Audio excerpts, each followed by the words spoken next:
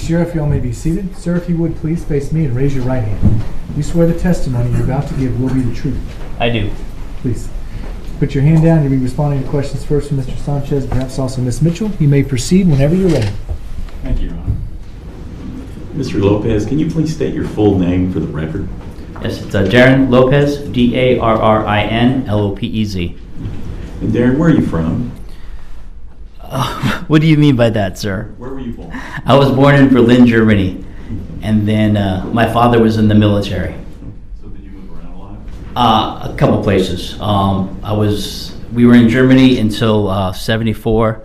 My father's active duty enlistment was up. From there, we moved to Las Cruces, New Mexico. My father stayed in the Army Reserve, and he was at New Mexico State University finishing his PhD in education. In 1980, my father became a professor at the University of Arizona in Tucson, so we moved to Tucson in 1980. And so from 1980 until present, my mom and brothers and sister are still in Tucson. Okay. Do you have any brothers and sisters? Yes, I had 3 brothers and 1 sister. 2 years ago, my youngest brother was killed in an auto accident. Okay. And so you basically stayed in Arizona after your father got a job there? Yes. When my father became a professor at the University of Arizona, he then also was attached to the Armor Battalion in Tucson there, and he was an executive officer. Starting with, he was, I believe at the time, a rank of major, and then he stayed in the reserves, which was in Tucson and Phoenix, always active. I attended school there until graduated high school in 1990, and then I was 18 and thought I could do everything on my own and moved out. Let me slow you down. Yes. A lot of information you want to give. Do you come from a family of military individuals? Your father? Are there other people in your family? Both my grandfathers served in World War II. One in the Air Force and one in the Army during the war. They came back, and then my father, and then I followed in his footsteps. My father served. His whole reserve time he allowed to be longer, but he ended up retiring.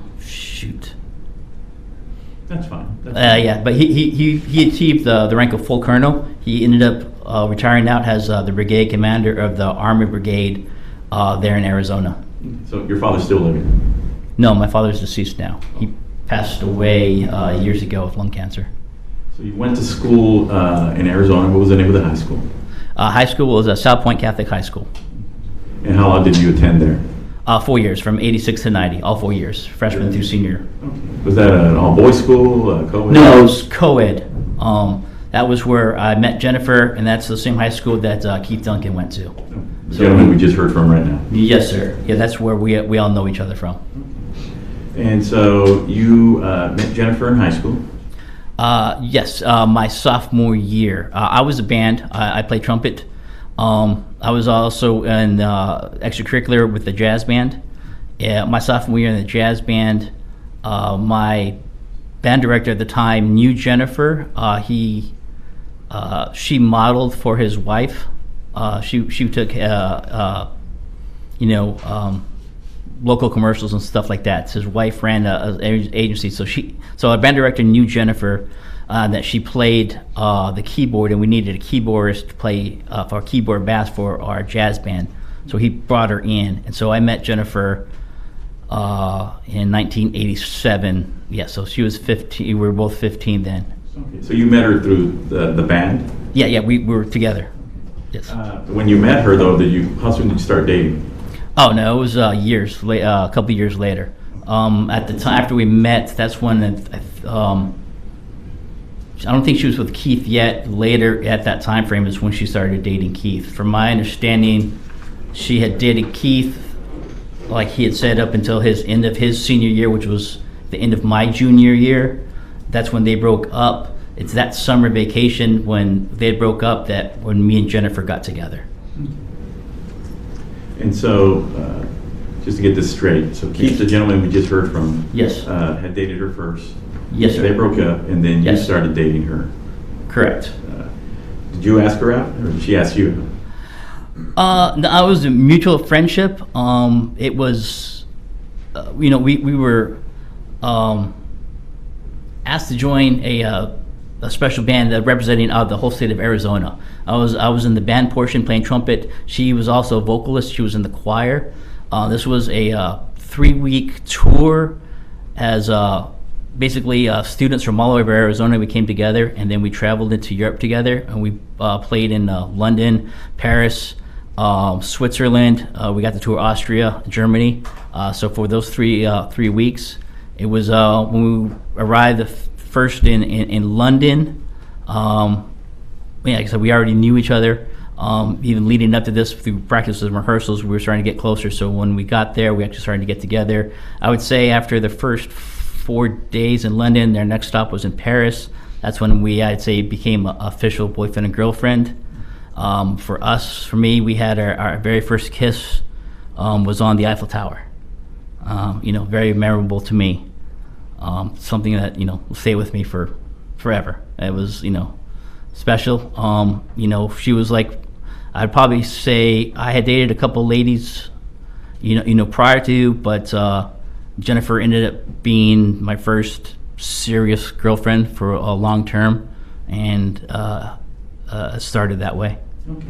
And so this trip was your junior year? It was the summer between junior and senior year. So eventually, during that trip, of course, the trip itself meant a lot to you also, right? Not just everything you went through with her there in that trip, the Eiffel Tower and places you visited in Germany, things like that, right? Exactly. I mean, we were, it was mainly, a bus tour, so we got to sit in the bus together. So we were together constantly. I would be able to hold her. One of the things she always said was that I always made her feel super safe. She was able to relax. She actually, would fall asleep a lot on my arms as I was holding her as we were traveling through Europe. We got to tour everything together. We got to see the Matterhorn, got to go close to the base of the Matterhorn, have lunch there. We took pictures, stayed in Zermatt.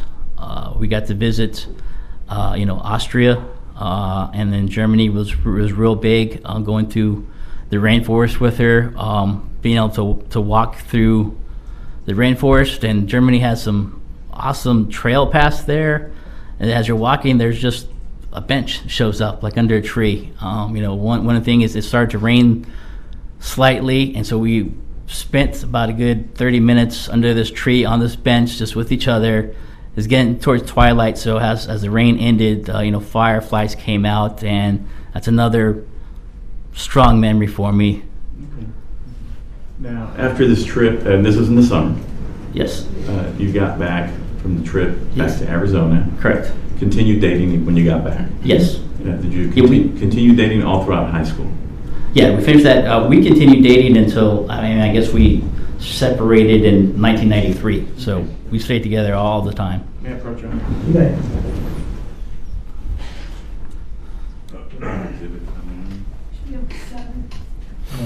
No. That's the defense. Defense number 7? Yes. I thought you said 287. Let me show you what's been marked as defendant's exhibit number 7. Do you recognize that photo? Yes, I do. At senior prom picture. Okay. And how old were you there? So I'd be 17. Yeah, going on. Yeah, because we graduated. My birthday's in June, so I turned 18 right as soon as we graduated. So 17. Okay. And Almost going on 18. that was taken at the high school during the prom. Yeah. Well, at the we usually had it at a ballroom at one of the local hotels, like at the Marriott there. I don't remember, but yeah, that's where it was. This is a black and white photo, but it hasn't been altered in any way. It's a copy of the photo, but it has the things that are depicted in the photo. Have they been altered in any way? No. Now you can tell. No, not that I can tell. All right. This time I would move to enter into evidence defendant's exhibit number 7, provided to the state for any objections. May I publish?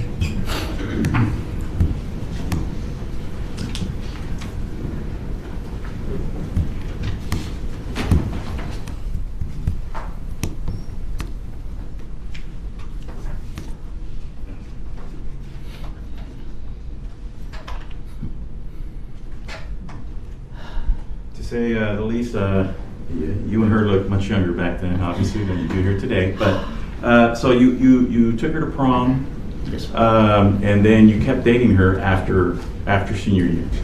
Yes, we stayed together. We both started to attend. Actually, she had actually already graduated high school my senior year. She was actually attending Pima Community College, which was actually a college close to my house, like within 10 minutes.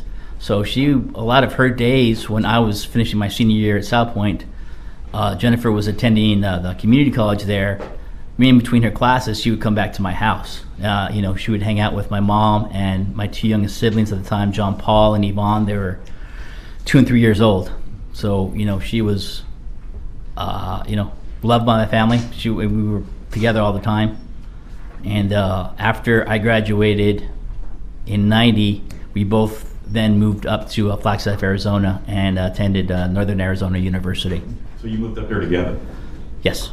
Did you live together? No, we both in dorms. Okay. We were freshmen in college, so we both had dorm rooms, but we were together. And then When you got to college, you would Yes. still continue dating. Yes, Okay, you're still together. yes. And did you finish college? No, I only attended the first year. Like I said, I was 18, oldest of a Hispanic family with a Hispanic father that was a colonel in the Army. We butted heads. Me thinking I knew everything, chose my path to be on my own. And so I was trying to do this financially on my own with college, and that did not work out. So eventually you stopped going to college. Right. After I completed my freshman year. We both completed freshman year. And then she stayed in school. I stayed in Flagstaff and started working fast food. And what did you do what restaurant was that? It was started in Jack in the Box. And then I worked my way up to be assistant manager there. It was actually, since Flagstaff, Arizona, it's a bigger small city up in Arizona. And this Jack in the Box is it's the largest one, and actually for the state of Arizona, we actually do some of the most business. So it's very high business Jack in the Box. It's a corporate Jack in the Box, and so all my levels that I got to be trained in there, I was corporate. I'm working my way up to being a corporate assistant manager. And so did you end up entering the reserves around this time? Yes, at the same time to help with finances. I knew my father was in the reserves. I knew how it worked. I had a calling to start with the military, and so then at that time, then I also joined the reserves, which then sent me away for, I'd say, 6 to 7 months to do my basic training. And then at the time, I started out as a truck driver with the reserves. So AIT is Advanced Individual Training that we received. So all that stuff together was about, I'd say, 6 to 7 months time frame that I was away. It was during that time, that was in '93 time frame. During this time that you were working at Jack in the Box and in the reserves, did you continue to date Jennifer? Yeah, all the way up until, like I said, I took off to actually go to training. As I said, it was at the beginning of '93.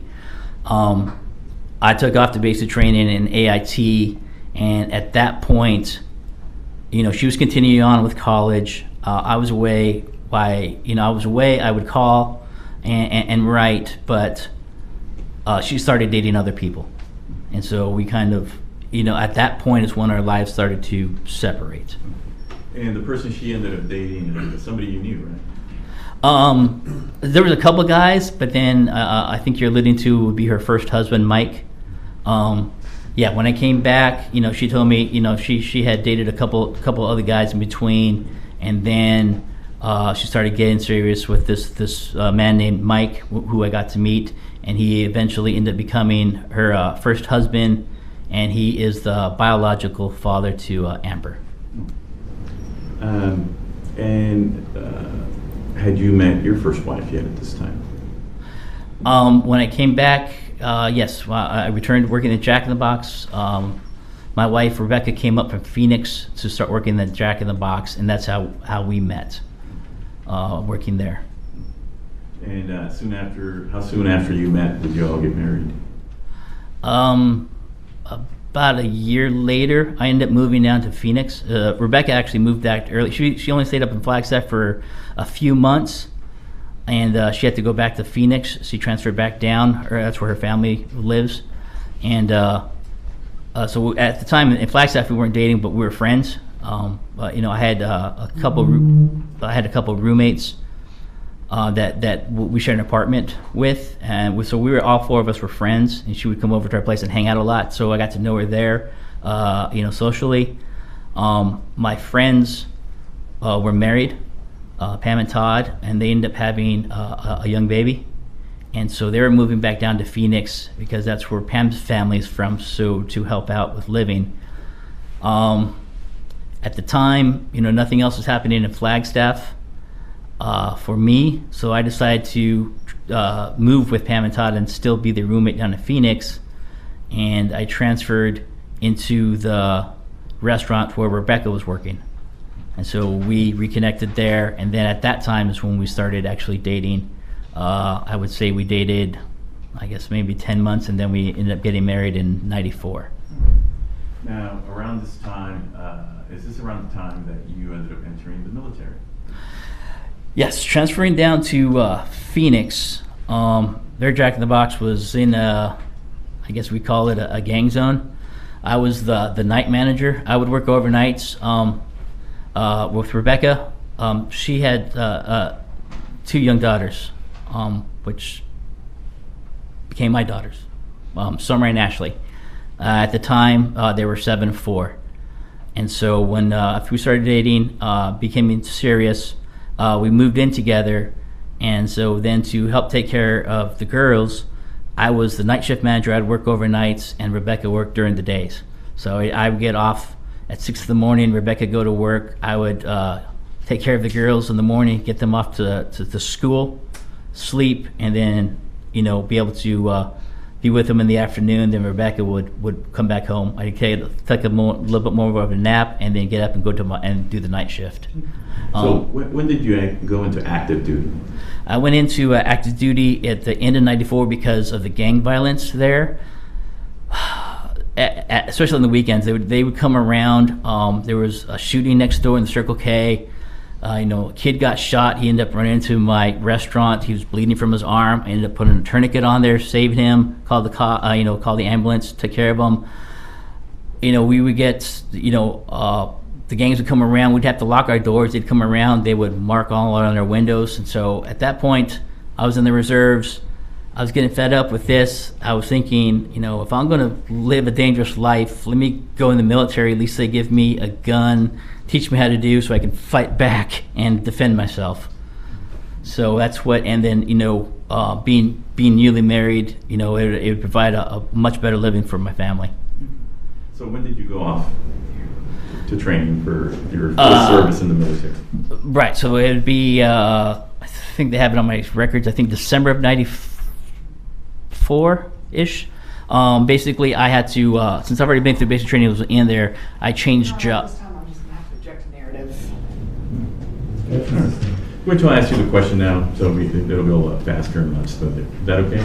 Okay, I'm sorry. No, it's all right. I know you have a lot to say, but, just answer the question I ask you, and then I'll ask you the next question. Is that okay? Okay, I understand. Sorry. Okay. So you eventually go into the full service into the military. Yes, sir. Were you at first? Were you always special operations? Special forces? Special forces. No, sir. You're not allowed to. At the time frame, you had to be at the rank of E4. So no. Usually that means 2 to 3 years in the service. So so you were in the service for a little bit before you became special forces. Yes, sir. Okay. So how long was that? A couple years? 94. So my first duty station was in '95. I was in South Korea for a year, and then I was with the Air Defense at the time. '96 came to Fort Lewis, Washington, and again with Air Defense, and then I applied for Special Forces in 1999. And when you applied for Special Forces, you obviously got in, right? Yes, sir. And then, so what type of training did you have to go through to be a Special Forces? It's an intense training. Special Forces, to be a Special Forces unit, it's a 12-man team. It's comprised of, Well, let me ask you this way. Yes. How long is the training? For me, it took 3 years. I got my medical training, and you do language training, and then you do tactical training. So 3 years to become a part of the Special Forces. Yes, sir. And were you always a medic with the Special Forces, or did that start later? No, sir. That was my assigned duty job for Special Forces. That's where I got trained in. And to be trained we hear of medics in the military a lot. Yes, sir. What's the difference between a regular medic and a Special Forces medic? Book definition. Briefly. Yeah, book definition is I am trained to keep a critically injured casualty alive on my own for 7 days. In that, we are trained almost to the level of a physician's assistant in an emergency room. Basically, a physician's assistant's schooling takes about 2 years. Ours gets condensed down to 1 year. So, like I said, it's highly advanced. Along the course, I am also become a nationally registered paramedic. We do training. We actually go to New York, do training on an ambulance. Again, Your Honor. Okay, so you went through this special training, which is not everybody makes it, right? No, sir. Okay, so you go through the special training, you graduate, and then you are put into action as a Special Forces soldier, right? Yes, sir. And the people that you served with at the very beginning as a Special Forces soldier, Yes, sir. are those friends that you still see to this day or talk to? They're my lifelong friends, sir. And I graduated. Let me ask you this: are some of them in this courtroom today? Yes, they are, sir. So you go to the Special Forces, and then you are deployed out to do things in the world, aren't you? Yes, sir. Right away, I was. Where'd you go first? We kicked off. I was assigned to a 5th Special Forces Group in Fort Campbell, Kentucky, in end of 2002. 5th Special Forces is in charge of the Middle East. In 2003, we were prepping to invade into Iraq. So I deployed first to Kuwait, and actually on Super Bowl Sunday. Let me stop you there. Yes, You have a long military history, don't you? 20 years, sir. Okay. And just so the jury can follow along later if they want to look at this, these are your military records. Have you had a chance to go over these with me? Yes, I have, sir. And do they seem complete to you? Yes, they do. They seem like my complete DoD, Department of Defense file that they have for me. Contains all my awards. My DD-214 basically is the... That's fine. That's Yeah. fine. We'll go over these later. This special seal is sent along with them from the government to show that these are the real Yes, sir. the records, right? They certify them as being accurate, right? Yes, sir. Okay. At this time, I would move to enter into evidence exhibit number 8. Your Honor, the state's going to object to relevance to these records coming in at this time. Any replies to the military records? Your Honor, he goes to explain his experiences and his injuries that we're going to talk about soon. Let me review the exhibit before I make a ruling. So the objection is sustained for now.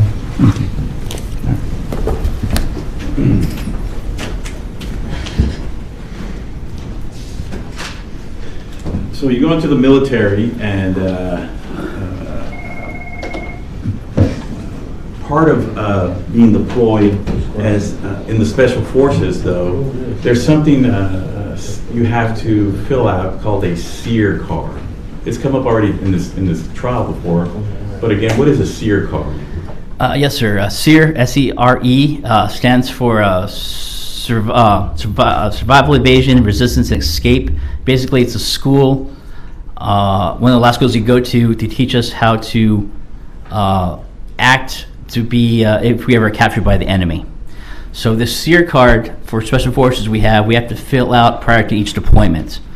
And because on there, I'm going to object to narrative. This is going to continue. On this SERE card, yes. what information do you have to put on it? And the reason I'm bringing this up, Mr. Lopez, Yes, is sir. because this has to do with Jennifer, doesn't it? Yes, sir. Okay. Explain to the jury how that SERE card relates to Jennifer Faith. Yes, sir. On the SERE card, it's a, once I fill it out, it's a top secret document to be used only if I'm captured.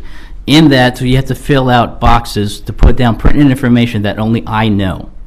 So in the event of my capture, when I get hopefully rescued, the rescue unit can pick out specific questions that only I know to verify that So it's me. And so how does it relate to Jennifer herself? So, filling out these boxes, it's, you gotta remember, it's 2003, it's the beginning of the internet. They want you to use only information that only I would know, and So did you put Jennifer down on that SERE card? yes, it's not just the name, it's like a block of questions. So you have to put down like events, and so what I used was like, you know, my first a major girlfriend was Jennifer Nichols. You know, we met and we attended the band trip. Basically, I used the band trip for my summer year. So I put down our first kiss was on the Eiffel Tower. I put down that, you know, we traveled and viewed the Matterhorn together. You know, we were in Zermatt, outside of the hotel there. So you put all that information as it related to Jennifer in that card. Yes, sir. Now, See, and then also, I'm sorry. I know you want to say a lot, but you know, Yes, sir. we will be able to ask follow-up questions. I know, so just to make this go smooth. All right. Yes, sir. So you put down Jennifer's name. You put down the memories you have of her. Why did you pick Jennifer and not anybody else? You, like I said, you want to use something that only I know. That's also not accessible, hopefully, on the internet. So I couldn't use like anything from my current family, any current friends, anything current where people could look up, even like my close family. If any information that the enemy could get over the internet about me, that, you know, they could use against me that way. Well, and then so does that have something to do with the fact that when you are deployed in the military and off in another country, you have one life, and then when you're deployed, when you come back home, you have another life? Does that have something to do with that also?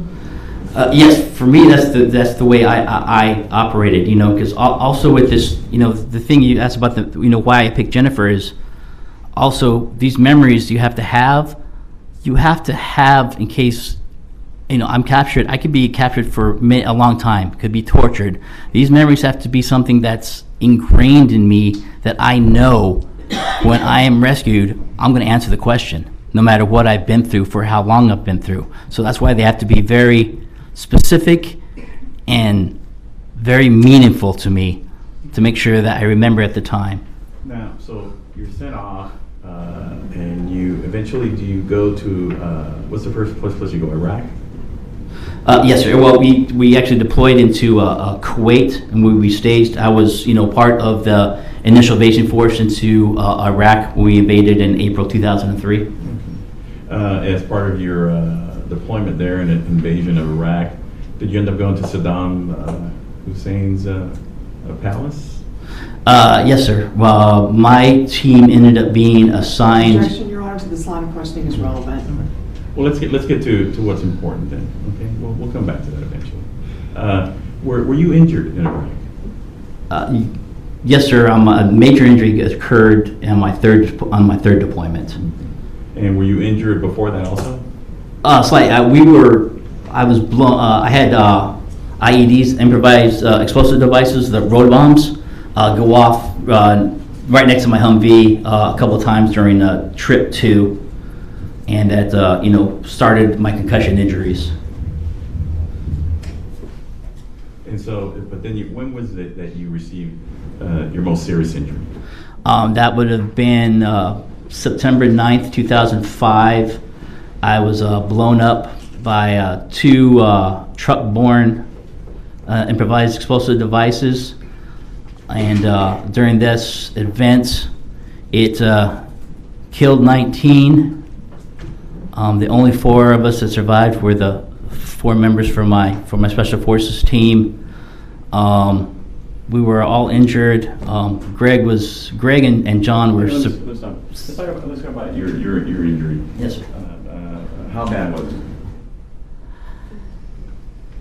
Sir, I was blown up twice by 2 truck bombs within 30 seconds of each other. Now, in the part of the presentation that the state gave, they actually showed a picture of the car, the truck that was blown up. 9. I'm sure it was marked at State's Exhibit, Defense Exhibit number 9 and 10. Are these pictures of that explosion or the aftermath of the explosion? Let me see here. I think one of these has already been shown as a part of the state's case, but these are pictures that you have. Yes, I know. I saw in the state's case that were part of an email I sent to Jennifer, talking about my injuries. Yes, so these are the 2 trucks that were blown up. Okay. I move to enter into evidence defendant number 9 and 10. No objection. They're admitted, you may publish.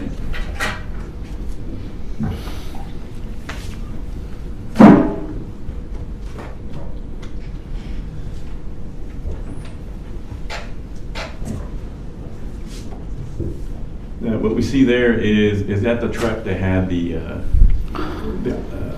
nitrate in it that blew up? It looks like the front end of one of them. There was 2. These were both 5-ton dump trucks, the real large dump trucks. In each truck was 5 55-gallon drums of the ammonium nitrate. Okay. Is that similar to what was used to blow up the Oklahoma City building, if you recall? The exact same stuff. Objection relevance, Your Honor. Objection overruled. Go ahead. And this is another part of that explosion, isn't that right? Yes, sir. Okay. And so when you were near that explosion, Yes, sir. what injuries that you received? On my face, I was shrapnel wounds on me. Your Honor, I'm going to object to relevance. Did you receive a brain injury? Yes, sir. Objection sustained. Go ahead. Did you receive a brain injury? Objection relevance. The objection to the brain injury is overruled. I'll allow you to get into the brain injury, and then we need to move along. You received a brain injury. Yes, sir. And you were treated for that, right? Yes, sir. And then also my eardrums were blown out. I have tinnitus in both ears. And so, as part of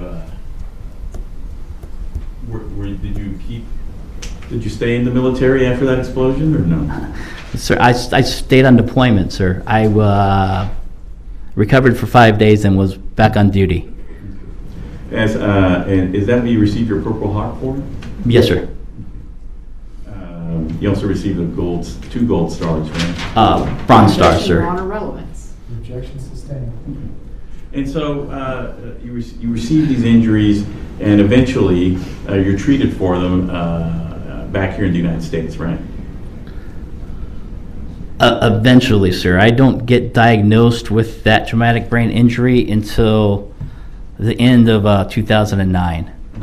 So that was basically after my 5th deployment is when I officially got diagnosed with the brain injuries due to that explosion. And was that diagnosed here in the United States? Yes, sir, at Fort Campbell, Kentucky. So just to reiterate, this explosion happened on which deployment? My 3rd deployment, sir. And so you served 3 more deployments before you were brought back to be diagnosed? Objection relevance. No objections overruled. We've already started down this road. Yeah. All right. Go ahead. All right. So you You can served answer 3. that question. I didn't get an answer. Thank you. Please let me make a ruling before you Oh, I'm answer sorry. the question. I'm sorry. You can answer that question if you recall it. Do you recall it? The question, do you recall the question? No, sir. What deployment was it? How many deployments did he serve before he was diagnosed with the brain condition? I was after my 5th deployment is when I was diagnosed. Okay. All right. All right. So you're diagnosed, and is that at Fort Campbell? Yes, sir. Okay. So you're diagnosed, and eventually, did it lead to you being discharged on 100% disability because of your injuries. Yes, sir, eventually. And when that happened, where did you go? Did you come back to? Where did you come back to? Arizona? Where did you move back? No, sir. I stayed local. We fell in love with Tennessee. We were living there since 2002. No, I stayed local. I was already at that time living in the residence in Cumberland Furnace, Tennessee. I moved there in 2008. So no, I retired out of the military and stayed there. Let's move forward to 2018, where you and Rebecca had been married for a while, right? About, I believe 23 years, sir. Yes. Okay. And your marriage breaks down. Yes, sir. Objection relevance. My objection's over. I think we're moving forward in time. Your marriage breaks down, and Yes, sir. So you're living in Cumberland Furnace, Tennessee. Yes, sir. And Rebecca is no longer living with you. Correct. So you live there. Do you live by yourself, or did somebody live with you? My three youngest girls at the time when we split up. The three girls initially stayed with me. Okay. And so at this time, from 2018 to 2020, were you being treated for traumatic brain injury? Yes, sir, and PTSD. Okay. That's what the diagnosis the doctors gave you. Yes, sir. Okay. And so you're living by yourself. You are, or your daughters. To begin with. And then there came a point where you were the only one living in that house, right? Yes, sir. Once Rebecca left. Objection non-responsive. Anything after yes, sir, is technically non-responsive. Okay. Go ahead, ask another question. And so in 2020, you're living there by yourself. COVID hits, and you reached out to Jennifer Faye. Yes, sir. Okay. Why did you reach out to her? That 2019, I became extremely depressed. That's when the girls actually ended up moving away from me back to be with Rebecca. So I was by myself. For that full year, I had no contact, even with my buddies. I became extremely depressed. January 1st of 2020, I made my New Year's resolution to get back into life. And that's when I reconnected with my buddies, and at that time frame, started to look for Jennifer. Is she the only person you looked for, or in your life from the past? Yes, sir. Is that because she was so important for you in the military and in your past life? Yes, sir. Yes. And so you reach out to her, and we've seen where you contacted her on LinkedIn. Yes. Okay. And how did that make you feel when she responded to you after initially not knowing if it was you or not? Ecstatic. It took me a couple months of internet searching for it to find her, and finally came across her Twitter and LinkedIn, and was able to reach out. And just so we're clear too, did you have internet service where you lived, or had to use your phone to cross the hotspot? It was a mobile hotspot. I live out in the country with nothing. Okay. So you finally, as we've seen in the emails, you reconnect with her. Yes. Right.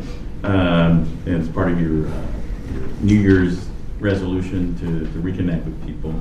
And you started emailing with her right away, right? Yes, sir. I wanted to, when I reached out to her, I wanted to thank her and let her know what she did for me for all these years. For the 10 years that I was in combat, what she meant with me and how she helped me through it. Prior to each deployment, I would have to fill out that SERE card. Objection narrative, Your Honor. And then I'm sorry, Judge. So you wanted to reach out to her. Was your intent to break up her family? No, sir. You clearly see that in the email that they showed yesterday. At what point did it start to get more than just hello, I'm here, I remember you?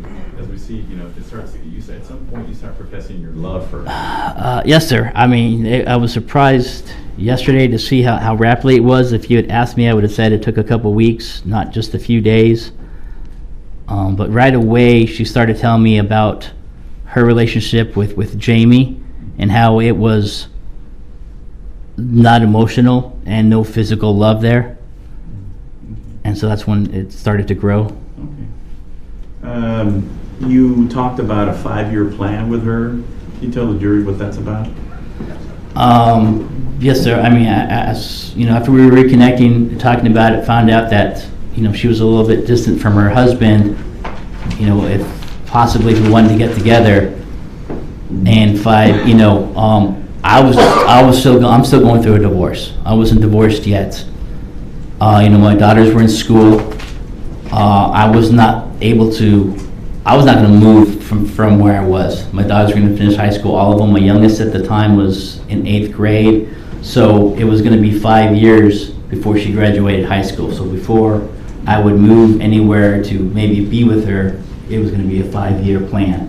And was that your plan, or was it both your plans? I mean, who No, it came from me. Okay. I said that, I will not be able to do this, it's going to take 5 years. Okay. Now, you eventually, over time, I mean, we've seen the emails, over time, eventually you received information that she was being abused. Is that true?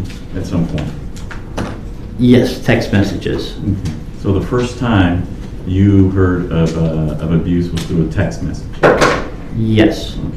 And but prior to, and now who was that purportedly from? It turned out to be, it came from Jennifer Faith's phone, but it popped up, I believe the text message at first was, I know about you two, I'm going to take it out on her. Okay. Meaning, I was reading it as it was coming from Jamie. Okay. What did you think? I mean, were you surprised by that? I was in shock. Now, wait. And that was coming from Jennifer's phone?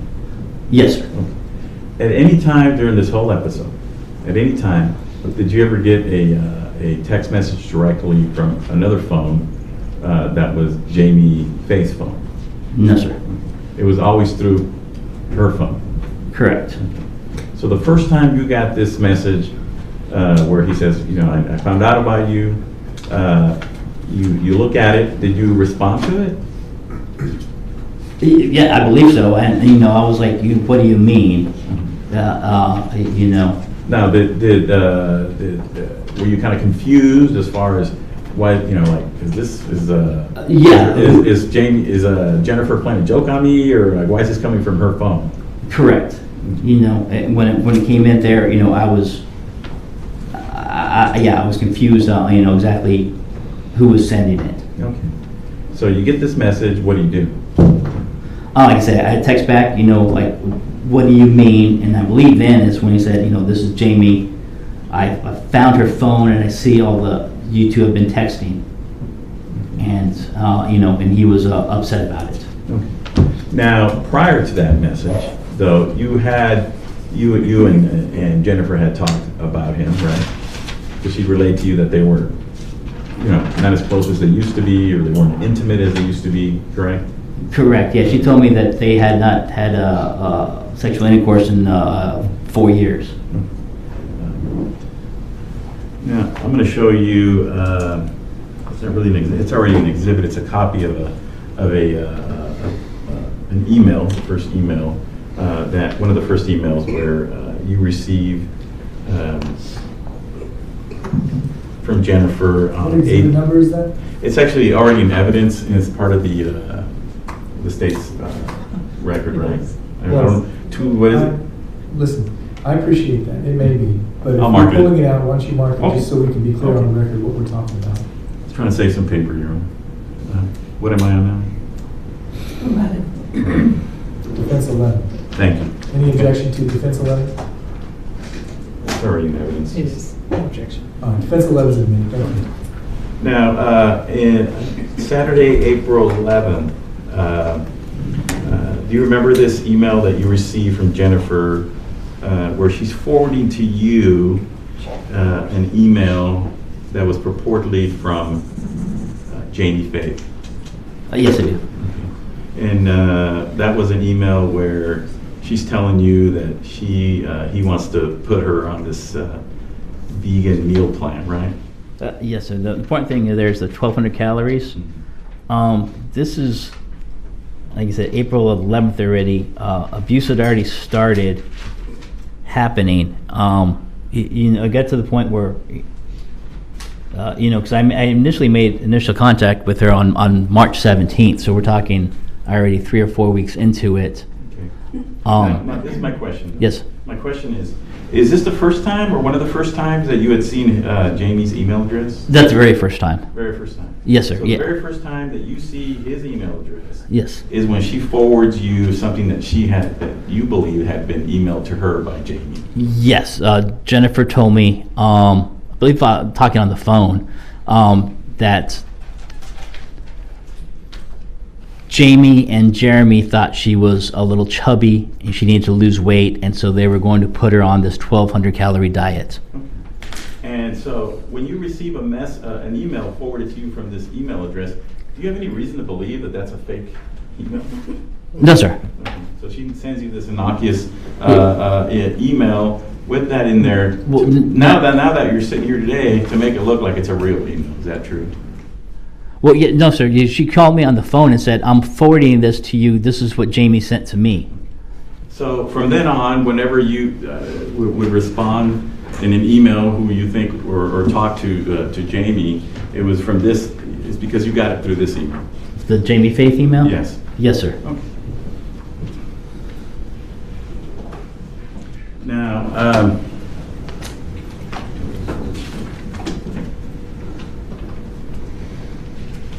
the stories of abuse that Jennifer was relaying to you. We see some emails where she's doing that, right? Was it when she was telling you about the abuse? Was it always through an email? No, mainly through text messages. Okay, through text messages. Text messages, yes.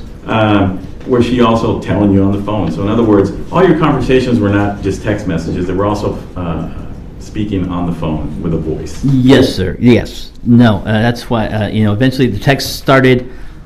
I was confused at first, and then, after that first night, she was able to call and let me know that, hey, Jamie starting to take my phone from me and sending you messages. I'm sorry. And so then, yes, over the course of time after the abuse started, when she would be able to call, then I would hear her voice, and she would again relay what had happened, and be crying about it and upset. How did you feel about that? I was in shock. I didn't know what to do. I was upset, and I wanted her to get the authorities involved right away. Let me ask you this. Now, the fact that she was texting, or he was texting you through her phone, eventually did you and her work out a system where you would know it was really her texting you and not him? Yes, sir. What system was that? That's when we used my Special Forces team number, which is 575. So I told her when she writes to put down 575 right away, or if I just received a random text message, I would ask team. And so if I got the response 575 back, I knew it was her. If I got any other response back, like maybe like Green Bay Packers or Patriots or something or other, then I knew it was Jamie. So, on the phone or through text, you immediately wanted to involve the authorities? Yes, sir. Why didn't you do that? Why didn't you do it? What was the reason that you yourself just didn't pick up the phone and call the Dallas Police Department? It got real bad one night, and I threatened to do it because, at first Jennifer didn't want me to. After the first 2 times, I was like, we need to do something. And it was like, I believe the 3rd time it got real bad that night. I had texted, I'm going to call the cops right now. And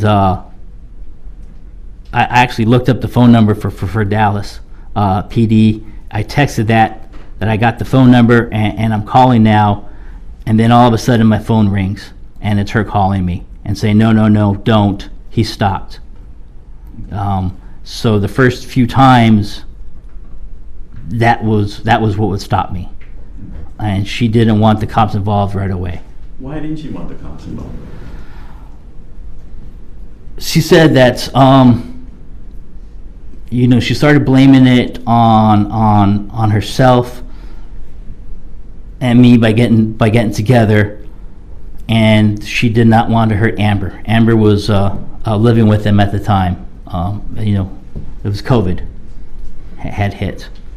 So the reason she didn't want to call the police was because she felt somehow responsible because she was with you, and that maybe that's yes, why she didn't want to involve them. That she set it off, that she, was doing something against their marriage, and so she was taking it like it was her fault, and then she did not want Amber ever find out what her dad was doing to her mom. So, is this around the time that you started sending emails to Jamie in which you were threatening him to call the police or tell him I've called the police? Yes, sir. But you never called the police, even when you said I've just called the police. Correct, because it was building up through the phone calls. Jennifer finally told me, Darrin, if you call the cops, I'm going to deny everything, so don't get them involved. And I really don't want Amber to know anything about this. So she told you she wouldn't cooperate. If the police got there, she'd tell them nothing happened, and then she wouldn't basically send the police away. Correct. Did she also relay to you that also if the cops came and then she sent them away, that it would go worse for her later? Yes. During the texting prior to this, if I would respond, because Jamie would write out what he was doing to her, if I responded, it would get worse. And she would tell me this on the phone later in time, that if I ever responded to stuff, Jamie would take more out on her. So the reasons you weren't calling the police were because she asked you to, not to, because she felt like she was the cause of it, first of all. Yes.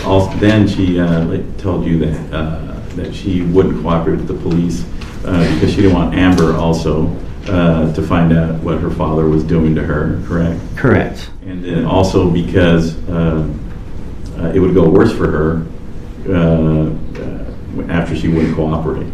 She didn't want to have to deal with that. Correct.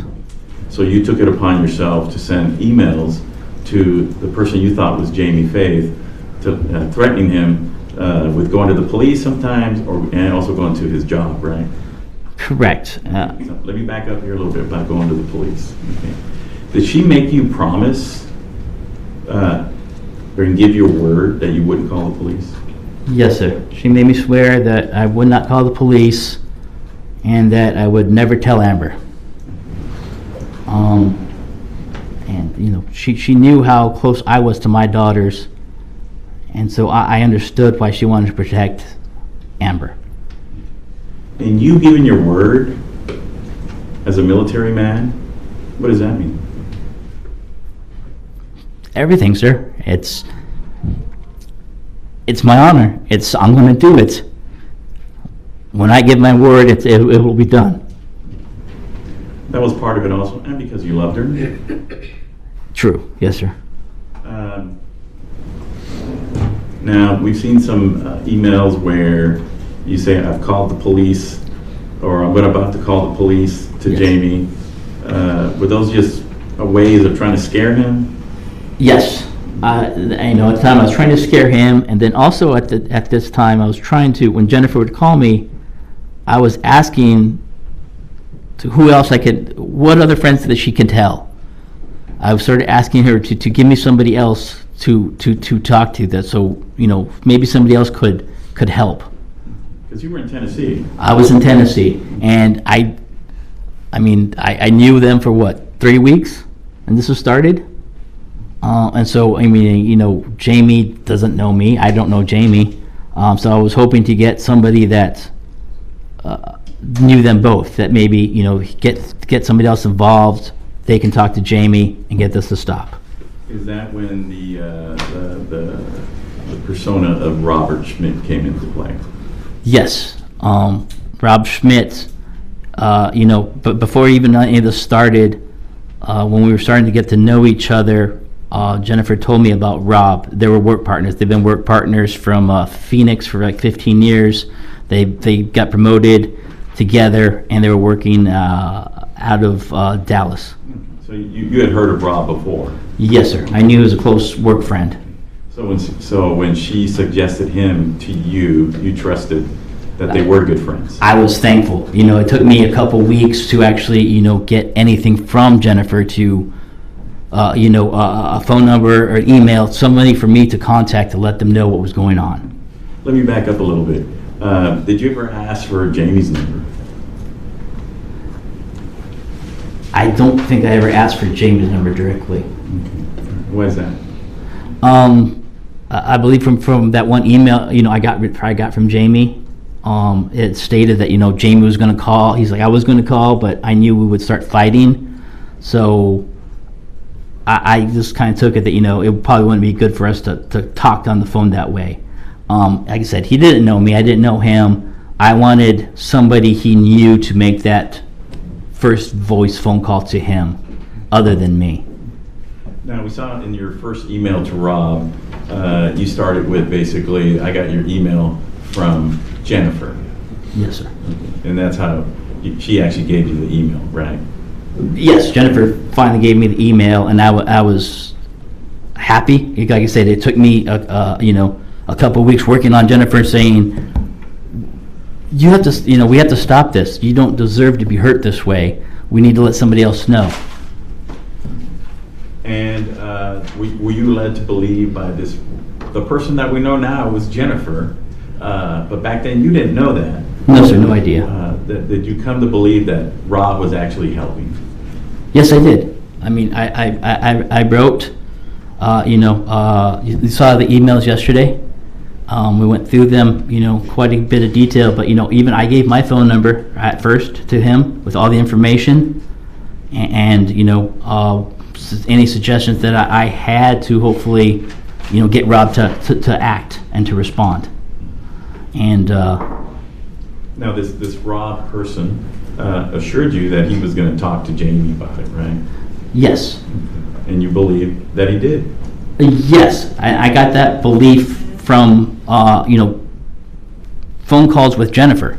Jennifer would tell me about the phone calls between Rob and Jamie. So she was telling me, I was getting the emails from Rob saying, I called Jamie, and then I was getting, voice, talking to Jennifer herself, saying that yes, Rob called. They had this phone call. Or when I get the emails where Rob said, I'm talking to Jen. Jen would later tell me on the phone, yes, Rob just called and we talked. Now, in that one email, that first email that you wrote to Rob, at the bottom of the email, you give him your phone number. I do. Did he ever attempt to call you? The person, anybody trying to act at least like Rob? No, sir. Nobody called. It was all email, but I was happy for that. I was getting a response. I thought, it was happening because then, Jennifer would tell me on the phone that, Rob called Jamie. Like after that first time that he said he called, Jamie was really upset about stuff, but the abuse stopped for a couple days. Did you think it now, of course, now looking back now, knowing what you know, but at the time, did you think it was odd that you were never speaking to Rob on the phone or Jamie? No, honestly, at the time, no. I was just relieved to have a third person involved in Rob. Like I said, I never, after that initial message from Jamie to me saying he didn't want to talk to me, I never really considered talking to Jamie himself. I would have talked to Rob. I asked for his phone number. Jennifer would never give me his phone number. She would never give me Amber's phone number. I asked for both of those phone numbers. She would never give me either one of those. I started out first asking for phone numbers, and when she was negative, then emails. That's why I said she kind of, she would leave me on for a while and then finally gave me that email to Rob. I was so happy just to speak to somebody else. I took it for being Rob. And the reason you were relieved, because you truly thought she was being abused. Yes, sir. Yes. I mean, not only the text messages, but again, from her voice herself, telling me on the phone what had happened. And at some point, there came another character into her emails to you or messages, Jeremy. Yes, sir. What did you think about Jeremy? I thought he was a bastard. The way I got introduced to him was on a Friday night, him showing up at 1 a.m. with Jamie and Jeremy taking Jennifer back to Jeremy's place to abuse her. And we don't have to go in depth as to what was said in those emails. The jury saw it. We don't have to keep reiterating that, but we'll call it abuse for now. Yes. But it was enough that it made you alarmed, and it made you feel that she was in danger. Correct? Yes, sir. It made me sick. I was losing my mind at these times. Were you having trouble sleeping because of it? Oh yes. I mean, and then you noticed yesterday, for a lot of the phone calls were happening at midnight, 1 a.m. I wasn't sleeping. That would keep me up, and then it would go quiet for a couple hours, and like 3 or 4 in the morning, then Jen would text, "I'm okay." She would send the code 575, "I'm okay." But yeah, I was not sleeping well at all. So just to show the timeline, you okay? Excuse me, with that phone. Sorry.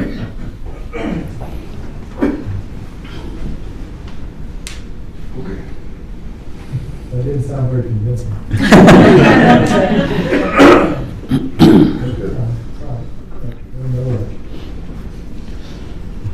How you doing, Ms. Simmons? We'll go for about 15 more minutes, okay? Thank you. And then we'll take a break. You all right? Yes, sir. Okay, very good. You may proceed whenever you're ready.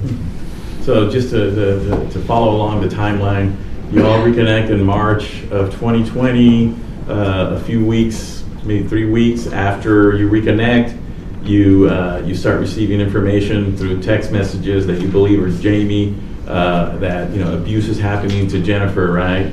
Yes, and sir. then that goes on for a while until you but you threaten to go to the police, and Jennifer also introduces Rob, right? Yes, sir. And then when she introduces Rob, you believe it helped, and that you. Your Honor, I'm going to object to leading at this point with this line of questioning. Sustained. So did you believe that Rob being introduced and him getting involved helped the situation and lessened any type of abuse that might have happened to you? Yes, initially at first. It did, because that's what she, I heard on the phone, and then even in the emails I saw yesterday that even Rob told me. He had talked to Jamie, and initially for that first like 3 or 4 days, it stopped. When it started happening again, Yes. was it Jennifer who told you it started happening again, or was it Rob telling you that it happened again? No, it was text messages from Jamie. Jamie. Yes, again, that basically the pattern of the abuse then was on the weekends. Jeremy would show up about midnight to 1 a.m. on Friday. They would take Jennifer away, him and Jamie. They would leave usually for the weekend and be gone until usually Sunday morning. Now these weekend trips, if we can call them that, Yes, sir. were they a lot of times related to special days, days that meant something to Jamie? Some of them. When it first started out, just every weekend. The weekends that it got bad were special days. When we saw the emails yesterday about the wedding one, that was, I believe, was their wedding anniversary. So that was a very bad day. That's the one, I believe, where I had emailed after Rob, where she needed to recover for a week, and at that point, Jennifer even told me on the phone that, Jamie called Rob to cover for work that week because we're COVID, so they're doing a lot of Zoom stuff. And so Jennifer told me that Jamie actually called Rob and said, "Hey, Jennifer can't come to work. Can you help cover for her this week? She's sick." And that's when I had wrote that in my email to Rob. Was there also a birthday of Jamie's that, or am I incorrect in that? No, yeah, that was another bad day. That I believe that one was in May. Was his birthday? For special days for him. After that, I didn't know any of these dates leading up to it. So it wasn't until after the events happened, then I started to put the pattern together. It was the wedding anniversary was a really bad day. His special wedding, birthday gift was a really bad day. So yes. You saw that pattern out, but she would mention to you that it was his birthday, or she would mention to you that it was like an anniversary when it happened, right? Yes. At the time. Yes. So Jeremy gets involved, and he's part of this gang, I guess, right? Yeah. That you believe that, right? You believe this. Yes, sir. Because Jennifer was telling me this. From my understanding, what Jennifer told me then too was Jeremy was into this kind of stuff from years ago in Phoenix. He would do this kind of thing, essentially with adults. And, that's why he kind of led, I saw it as Jeremy kind of leading the way through these multiple gang rapes.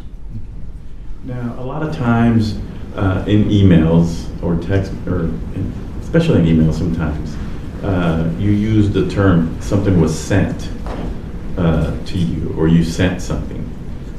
Was that always through email, or could you also send things through text and be sent to you through text? The majority of it was just through text. Okay. The majority of the stuff was sending through text messages. So sometimes in those emails when it says, so-and-so sent me something, it didn't mean that it was necessarily through an email. No, sir.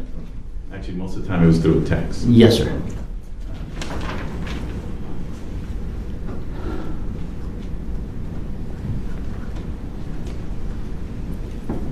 So this all, we're in March, April, May, and then June. Was the abuse still going on in June from what you knew?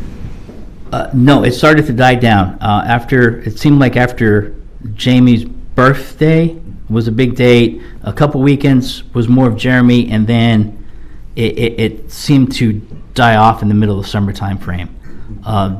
Jeremy wasn't coming around every weekend anymore at the time frame. So it seemed like it was a pause, and it got better. But in those weekends and before there, you saw the emails. Yesterday, that's when Rob was really involved. He was calling Jamie. He had set up where he was going to maybe possibly come down to Dallas to stay for a week and stuff. So, it got better. So I thought it was like maybe finally Jamie got it out of his system. When did it start up again?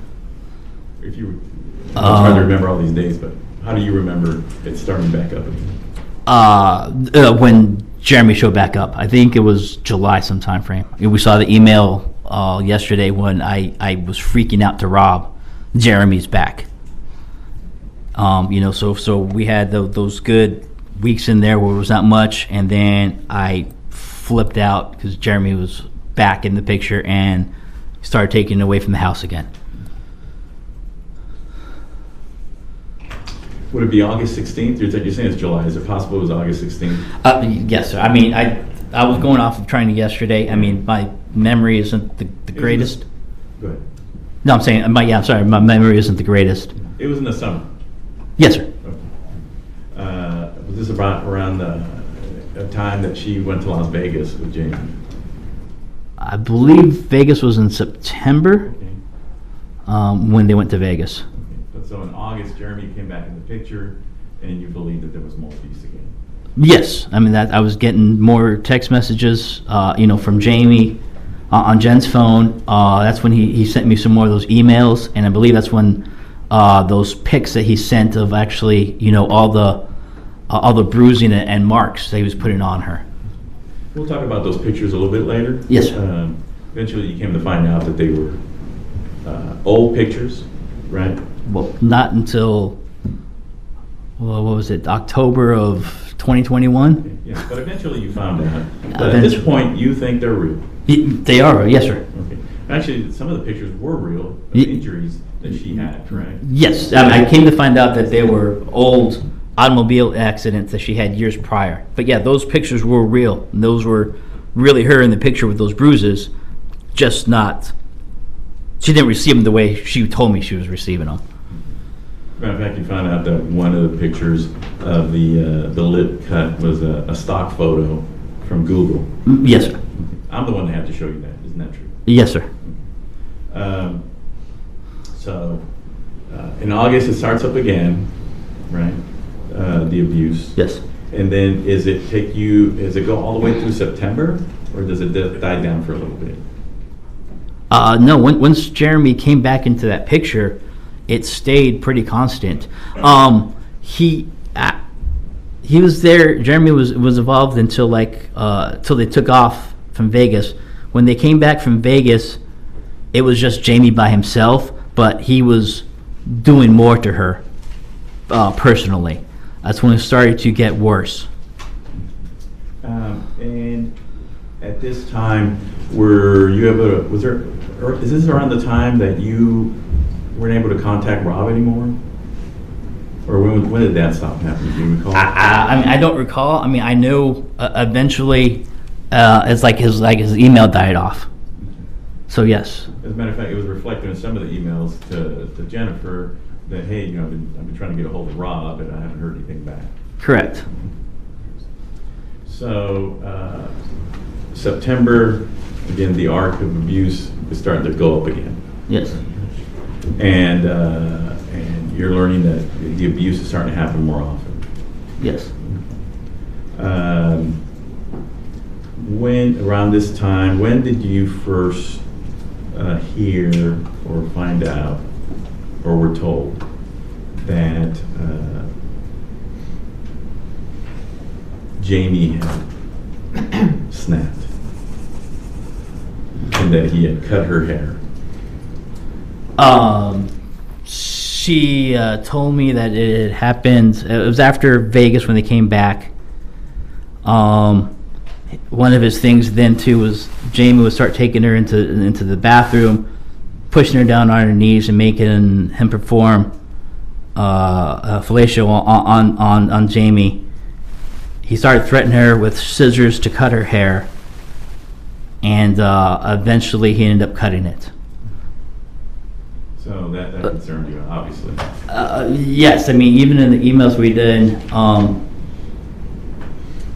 Jennifer and I, her hair is special to me. I would brush her hair. I learned she taught me how to braid, way back when we were dating. Skills that, I had 5 daughters. It carried on. So when I would braid my daughter's hair, again, too, I would think of Jennifer. But so her hair was kind of important to me. So yeah, him cutting it was hurtful to me. And did Jennifer know this, that was important to you? Oh yes, I even in my emails that I sent her, I even described how I learned how to braid from her, and I braided my daughter's hair. She taught me how to French braid. That's what the girls use for soccer and softball. Not only did I do my girls' hair, but some of their teammates. So then, does she tell you this or text you this? I can't remember. About the haircut? Yeah. Actually, it was over the phone that time, because she broke down. It happened a couple days, and then she finally, when she called me on the phone one day, was Darrin, I got to tell you something. And I was surprised. I was like, well, what happened? He's like, he cut my hair, and she was crying, and I'm like, stop. What do you mean? And then she explained to me what was happening. And then it escalated past just cutting hair, right? Yeah, the next big thing then too was then he took her from doing fellatio in the bathroom. They have a swimming pool and a hot tub. He took her to the hot tub and pushed her down under the water and made her perform that way. And at one point, Jennifer told me she woke up with Jamie over him, pushing on her chest, giving him CPR to bring her back. And this is after Las Vegas, Yes, sir. in September. Yes, September leading into October. Yes. And at this point, you can't get a hold of Rob anymore. No, sir. When you heard this, why didn't you call the police when that happened? I had gave her my word months ago. She didn't want Amber. She didn't want to hurt Amber. I kept trying to, email, reach out to Rob, not getting any response. I was lost. It was ramping up. It was, yeah. So, and also, by her telling you, was she still telling you that she still wouldn't cooperate with the police? Correct. And that you would still deny it? Even Yeah. though it was getting worse? Even though it was getting worse. So, that takes us into, take a break now, Jim? Sure. Members of the jury, before the sheriff, any further instructions, please don't discuss the case among yourselves, and please don't make any decisions. Not allowed to wait, jury.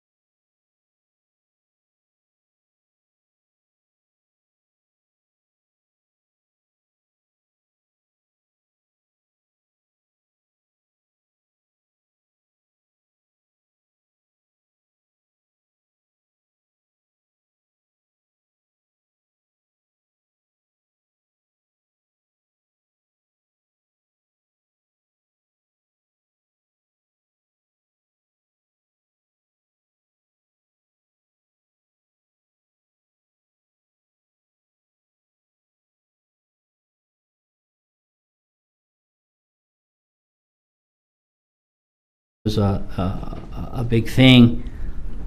Me being Special Forces, I mean, not to brag, but this is just an everyday mission for us. 24 hours is not overwhelming whatsoever. Was this a more emotional mission than any other mission you may have had? The most I've ever had, and it really, on that drive, it started building as I got closer, especially when I hit the Texas state line, passing through Texarkana, getting closer to Dallas. All my emotions with everything started to ramping up.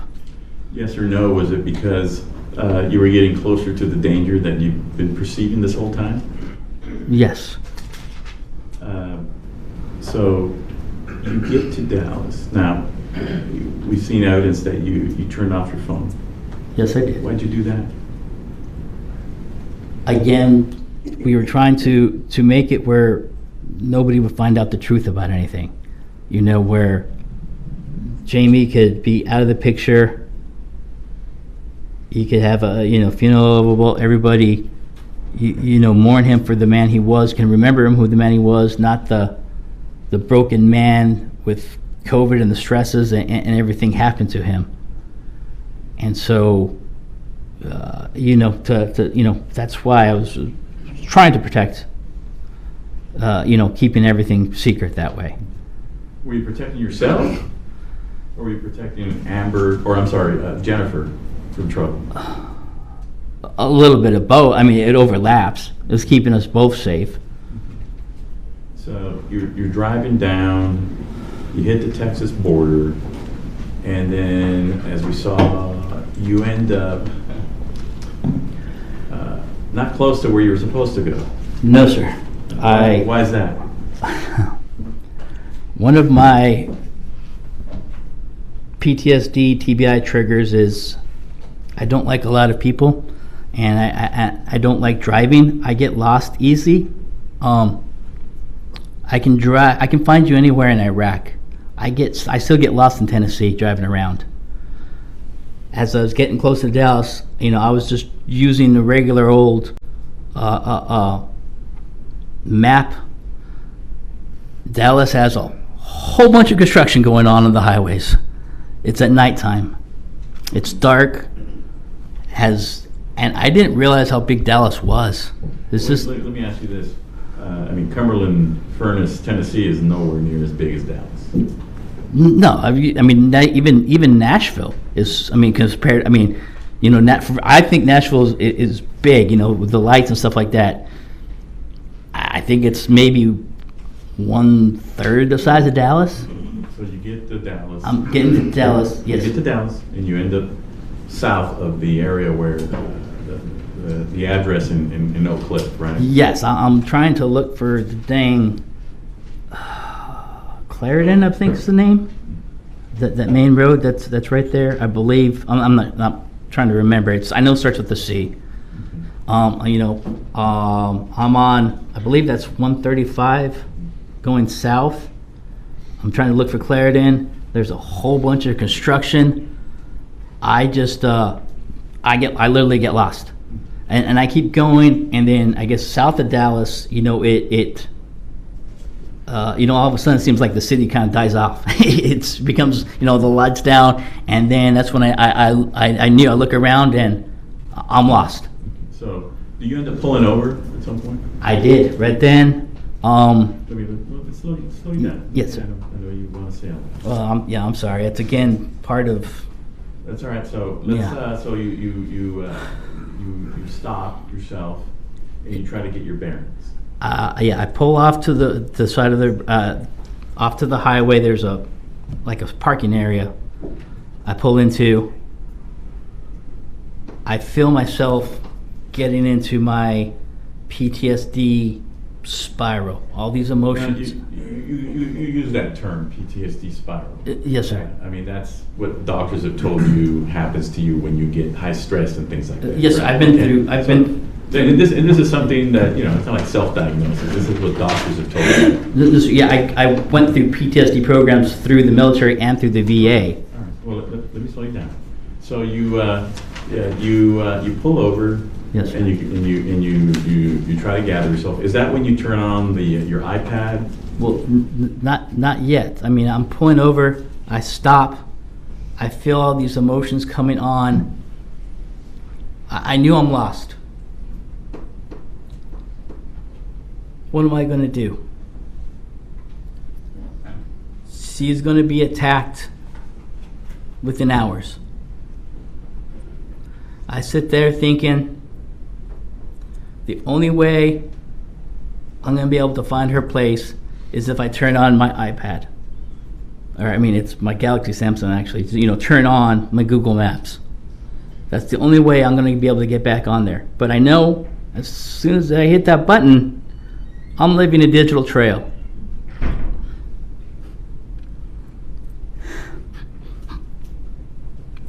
But all the emotions of everybody that I've lost, starting with my team sergeant's kids, Ethan. Objection narrative at this point, Your Honor. Oh, you can answer the question as it relates to your decision-making in the car that night. Go ahead. Yes, Your Honor. Started thinking about Ethan. He was my team sergeant's son who was murdered in Kentucky. We were there with, that we couldn't stop or do anything with. My granddaughter, Skylie. She died when I was in Iraq. She drowned. Thinking about it, I was talking to my daughter Summer about it and saying, Dad, why aren't you here to save Skylie? My best friend, Dawn, committed suicide. I couldn't stop it. I was thinking about these things.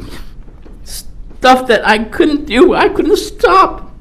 I had promised myself if I was ever in a position to help somebody that I cared for and loved, I would do it. We have a saying in the military. It's better to be judged by 12 than carried by 6. Meaning, there are sometimes actions we're going to have to take. Objection narrative, Your Honor. That objection sustained at this point. So all these emotions are going through your mind when Yes. you're pulled over, and you're reflecting back to this, to the losses you've had even after the losses you've had in Iraq, right? Yes, on top of all my buddies I work with. And one of them was your granddaughter who died while you were in Iraq. Is that Yes, correct? sir. And you couldn't be here to save her in any way, if you could have, correct? No. And so Ethan was He's my team sergeant's son around the dogs. This was back in 2008, of October 2008. this was the incident where someone had broken into the house. Is that the one? Yes, sir. Okay. Someone had broken into their house and burned the house. right? Objection relevance. Sustained. But you were thinking about the loss of your best friend, Ethan, granddaughter. All these emotions are coming over you at that time, and did you feel that you weren't going to lose another person that you loved? I couldn't, and she asked me, and before I left, one of the last messages, one of the last phone calls, I think that's even on the record that we had that Thursday, I told her she was not going to go through another bad weekend ever again. I promised her. So I knew as soon as I hit that on button, most likely I was going to be caught. But it was, what did I live with? Was I going to go back to Tennessee, not doing anything, and realize that Jennifer is dead because she was drowned, or she's in a coma? And what would happen to Amber? So what did you do next? I made the decision. I mean, I couldn't live with it anymore. Not to fail somebody else that I cared for. So I powered on my tablet. And then that took you to the address. Took me right to the address. Now, while you're driving there, you still feel there's an immediate danger that she's going to be hurt, right? Oh, I know it. I mean, starting that morning, he had made it clear to me, leading up to this, that October 9th was their day. So you get there, and then you went to a property that was next door to their house? Yes, Jennifer had told me that their immediate house right there was abandoned. Nobody was there. Jennifer told me that that was nobody was there. Did she tell you to stay there? Yes. So she told me that it would probably be a good place, and that's where you see the video of me walking back there, looking at it. Now, was it nighttime when you got there? I believe on that video camera it was like 2 in.the morning. It was so-ish. So it was nighttime. Yeah, it was totally dark. Okay. So you get there, you're watching the house, right? Yes, sir. Okay. Are you listening also? Oh yeah, I'm right there. I mean, you saw on that video there was that the wall fence right there next to their house. That's where I set up right along that wall. I mean, I'm close to their house as possible. I know the question might be, well, if you really felt she was in danger, why didn't you just bust into the house? We get trained like the ATF does. The agents, they do their recon. ATF knew that my daughters were home. They didn't want to do anything to me with them home because, my daughters could be hurt. Amber was home. If I did anything, busting into the house, I could not control the situation. Amber could be hurt. Jennifer could be hurt. They had their dog Maggie that they loved. It was a bad situation. And coming down, there was not going to be any collateral damage. Nobody else was going to get hurt. I was going to do everything to make sure that did not happen. So, but at this time, do you still think the danger is there? Oh, I know it is. I mean, like I said, it's key. The key time is October 9th, and the dog walks. And and talking, from the emails from Rob. Let me hold you back. Yeah. I know you want to keep talking. No, I'm sorry, I have to yes. ask you a question for it to Understand. do it the right way. Okay. So, Jennifer had also told you not only that this was that he was going to hurt her in the way that she described to you, but she had also told you in the past that he would also hurt her on walks. On the walks, yes, sir. How would he? Do you know wait. Oh, sorry. How would he hurt her on walks? That's when she would get the burns. We got that. I got the email from Rob, and then talking to Jennifer on the phone, she had told me about. He started to, sometimes would abuse her on the walks, and then she told me about the burns, and so then I put the two together. So you're outside the house, daylight comes, and do you hear the door open? Yes. And what do you see? I hear Jennifer talking. I hear her voice. I think we saw that on the Ring video, and she's coming walking out. I hear them coming, and first into my view as they're crossing the property right on the sidewalk it was Maggie. She's leading the way. Jennifer's holding her leash. Jennifer passes, and then here comes Jamie. Do you act immediately? Yes, I do. Did you act immediately because you felt it was necessary? I knew it was necessary. I mean, I was. Believe that you have that? Did you have to act immediately to prevent her from being hurt? Yes, sir. There was that moment. As soon as Jamie left the house, was the first time I would be able to safely take care of the threat to Jennifer, and so I acted. And when you acted, what does that mean? That's when I fired my gun into Jamie. How many times? It was 5 fired a total of 8 shots, I believe, and it seemed like only 7 hit. I missed one. I started out in his chest. I saw, from the autopsy report, you see the one in his upper right chest as he was walking. So then you see from the autopsy report then, so it's, that gets hit. Jamie starts to rotate to his right. That's what makes him fall. That's why on the autopsy report also you saw the contusions and bruises along his knee, his shin, his right side, because he's falling that way.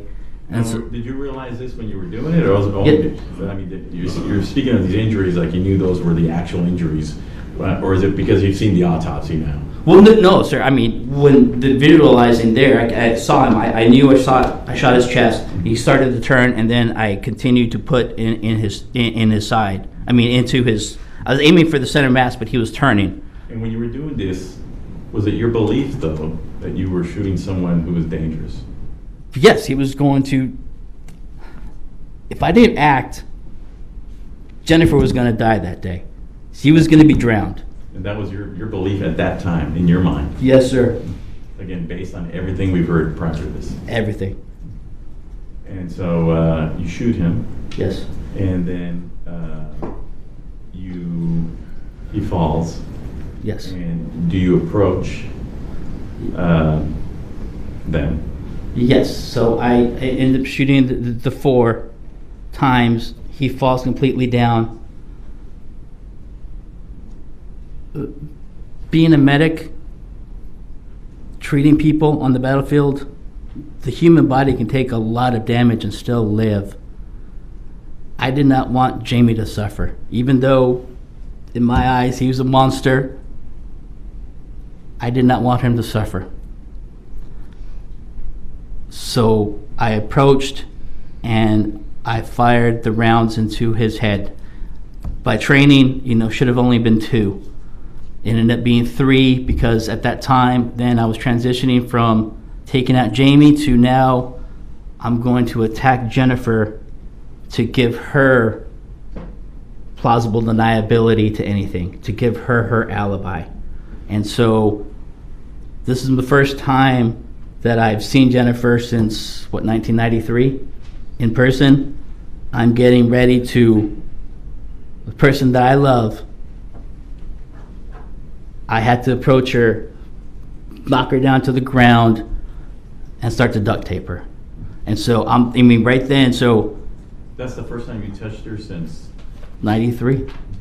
And the only time you touched her? Yes, sir. The only time I touched her, threw her to the ground, and I punched her and slapped her. Did she know you were going to do that? No, sir. I didn't tell her anything beforehand, and she was... You hear the screams. I mean, they're blood-curdling screams. They were making me sick as I was doing it. Now, there was some blood on the gun. Do you know how that got there? Most likely, you saw the puddle, I believe. So I came around from his right and I crossed through it. So I believe it was close that way. Did you touch Jamie at all? 'Cause how would the gun get on the slag? Excuse me. The blood, I'm sorry. The blood get on the slide. Do you remember? No. Now, you've done missions before to save people. Yes. You've said that you've never been as emotional No. than this before. Never. So, if you're touching the woman that you love, that you profess your love for the first time and only time in all this time, what's your brain doing at that point? What are you thinking? Is it racing? Oh yeah, I'm in shock because she's fighting back at me, and you hear the screams. They're loud on the thing. I was right over her. They were earth-shattering to me. They were making me sick. Did you take a ring off of her? I tried to. I tried to take it off. It wasn't coming off. I think I got partially off, and then that's when Mr. Emery, he's starting to walk down there. So I come around Jamie to the right, so we're back along the fence, so. Let me stop you. Did you know his name before? No, sir. No, it was from just his testimony. So you didn't know, you saw him, had you ever seen him before, ever? No, sir. So he comes out, he's approaching you. Right, I see, so as like, once I come around Jamie, I take down Jennifer, I'm facing the street where Mr. Emery's walking towards me this way. So, the bullet clearly screams. I'm trying to duct tape her, and then that's, I start see he's starting to approach more, so that's why I decided to leave. Did you have more bullets at that point? Yes, so after I did the last shot, the slide kicks back open. It stays in the reverse. By my training, I did have another magazine in my pocket. I should have switched out magazines then, and continued on. I didn't. I was not going to hurt. There's going to be no collateral damage whatsoever. If I was going to be in danger, then I was going to be in danger. So I just closed my slide release, which closed the gun, and like Mr. Emery said, I kept it to my side. I walked. We made eye contact. He turned to run, and I walked right to my truck. Now, when you were near your truck or when you were in it, did you see the individual that took the picture of your truck? I believe, so there was the abandoned house. I think it was the second or third house down. When I looked to my left, I saw people standing in their yard, 2 individuals. But you didn't threaten them or do anything like that to them? No, sir. No. I just got in my truck and I drove off, and you saw in the video, I didn't speed off. I wasn't going to hurt anybody else. I took my time. I was extremely nervous. I knew, if the cops come, it could, What would have happened if the police would have shown up right there? Were you going to fight them? No, sir. I would have turned myself in. So you get in your car and you drive back to Tennessee. Yes, sir. Straight. Did you stop anywhere else? No, just for gas and refueling. My first stop was. How did you feel about the fact that you just killed Jennifer's husband? I felt. I'm not proud to do it. I wasn't like, yay, something great happened. No, I was hurt, but I saved Jennifer and I saved Amber. Now, the fact that you knew you had saved her and saved Amber, did that give you, solace, or did that help you when you were sitting in jail? When I was sitting in jail? Yeah. Yes, that's the one.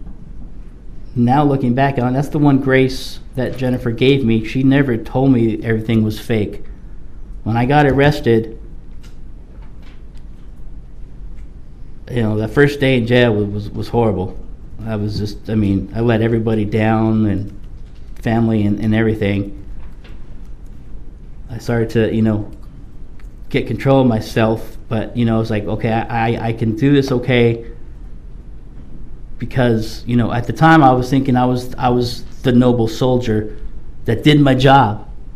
I did what I was trained to do. I protected people. I kept them from a monster. So that's what I believed. Now, there came a time, though, where you eventually found out that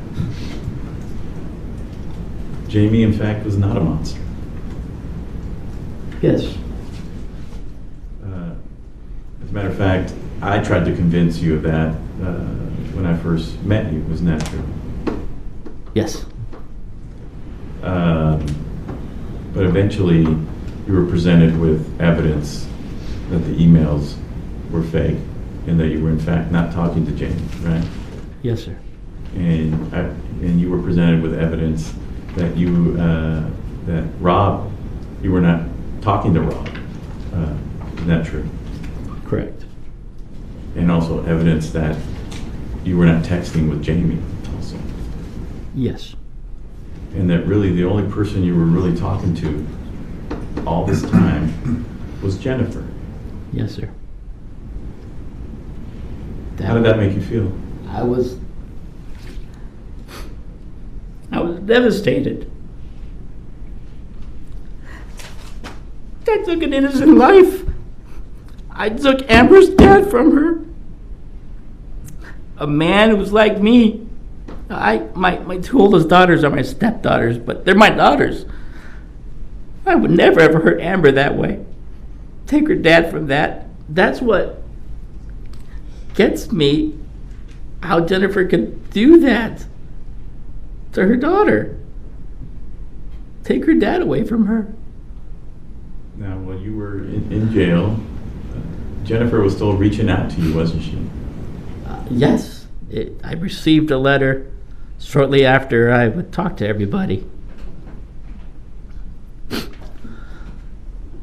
know we've shown this letter before, but is this the letter she sent you when you were in jail? Yes, sir. And again, how do you know that's Jennifer that's sending you that letter? Do you recognize her writing? No, I wouldn't say the writing. It looks like it, but I mean, I only got a couple notes once or twice during the summertime she wrote, but I wouldn't know it right offhand. No, the keys for me here on this. Well, let me take you through it. Oh, yes, sir. She starts off with 575. Yes, that's Again, the code that was used for you to know that it was actually her writings. yes, that is our first code that we Now, have. the little angel at the bottom, is that significant? I call her Angel. So you received this letter And- after you've already found out that she lied to you this whole time and that she duped you. Yes, sir. And she's still telling you that she never made any fake email accounts and that she never lied to you. Yes, sir. What'd you think about that? It made me sick. I was devastated. I mean, to think about all the trauma she put me through for months, the anguish that I went through reading all the stuff that was being done to her, her telling me everything. I was just, I couldn't believe it. If I had not seen the evidence in front of me, shown to me by the detectives, of the injury pictures that she used. They showed me the injury pictures from her automobile accidents. They had the reports from the investigators of her auto accidents. They had the Objection narrative, Your Honor. Objection sustained. You saw the reports, yes or no? Did you see the reports from the investigators of the auto accident with the pictures? yes, sir. Now, evidence, text messages and were deleted in this case, right? Yes. Now, we've already heard evidence that sometime in August, I believe, you were having a storage issue with your phone. Yes, it was. Now, and it's in the WhatsApp conversations that have been admitted in the evidence. Yes, sir. But you weren't receiving text messages from her around that time, and you didn't know why. Correct. It seemed like my phone had just locked up. And even in those conversations, in the WhatsApp conversations, indicate her telling you, like, I've been sending them. I don't know why you weren't getting them. Right. Okay. And So at that point, you went. Did you go to Verizon, your provider, and have them help you with that storage issue? yes, I did. I called. I think there was an email or something that said, I'm calling Verizon, or maybe it was a text that I had.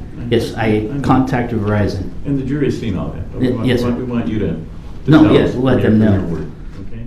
So you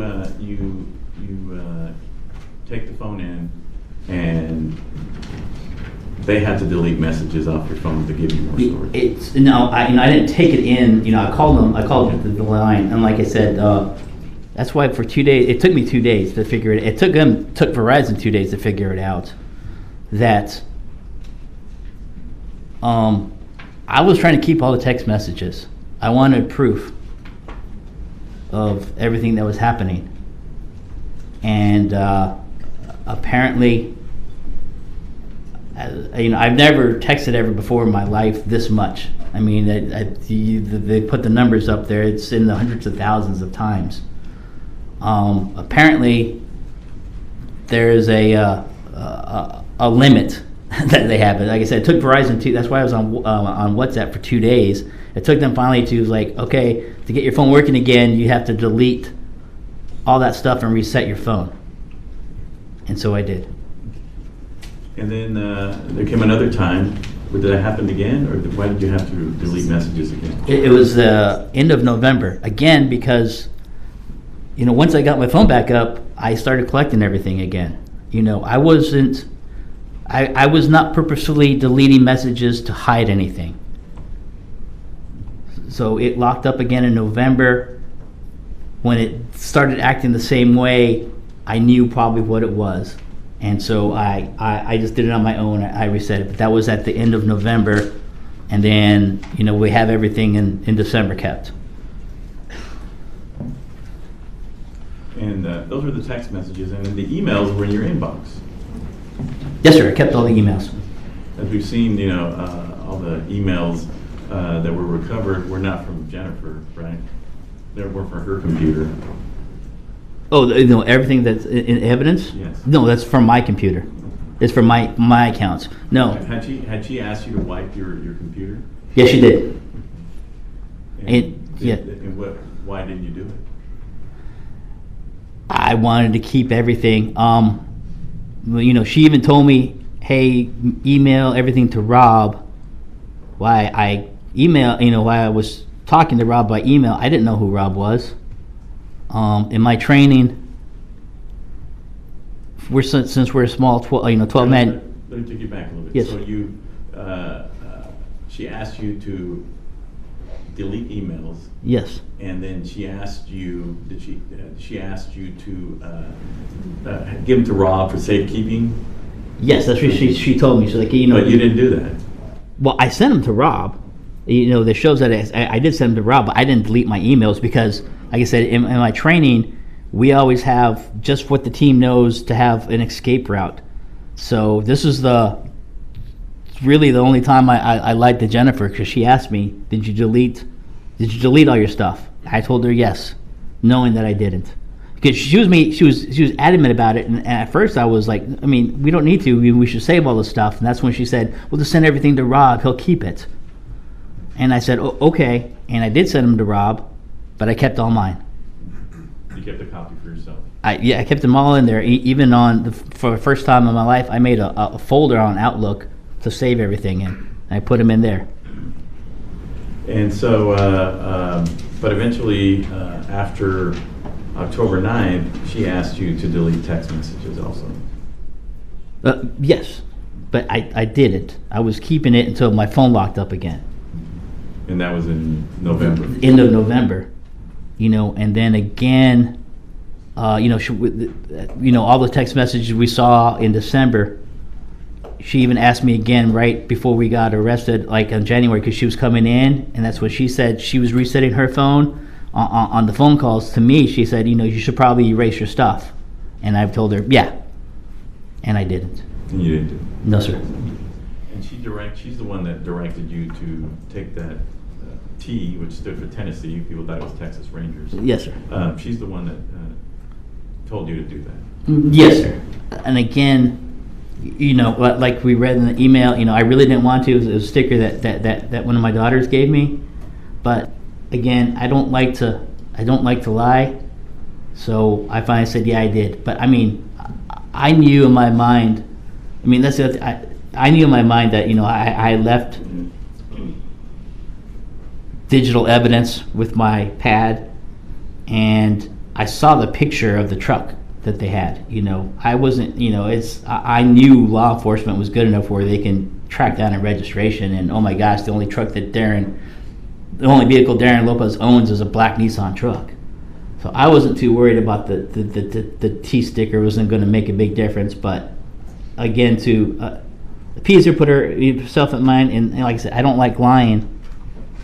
I took it off. But again, Objection narrative.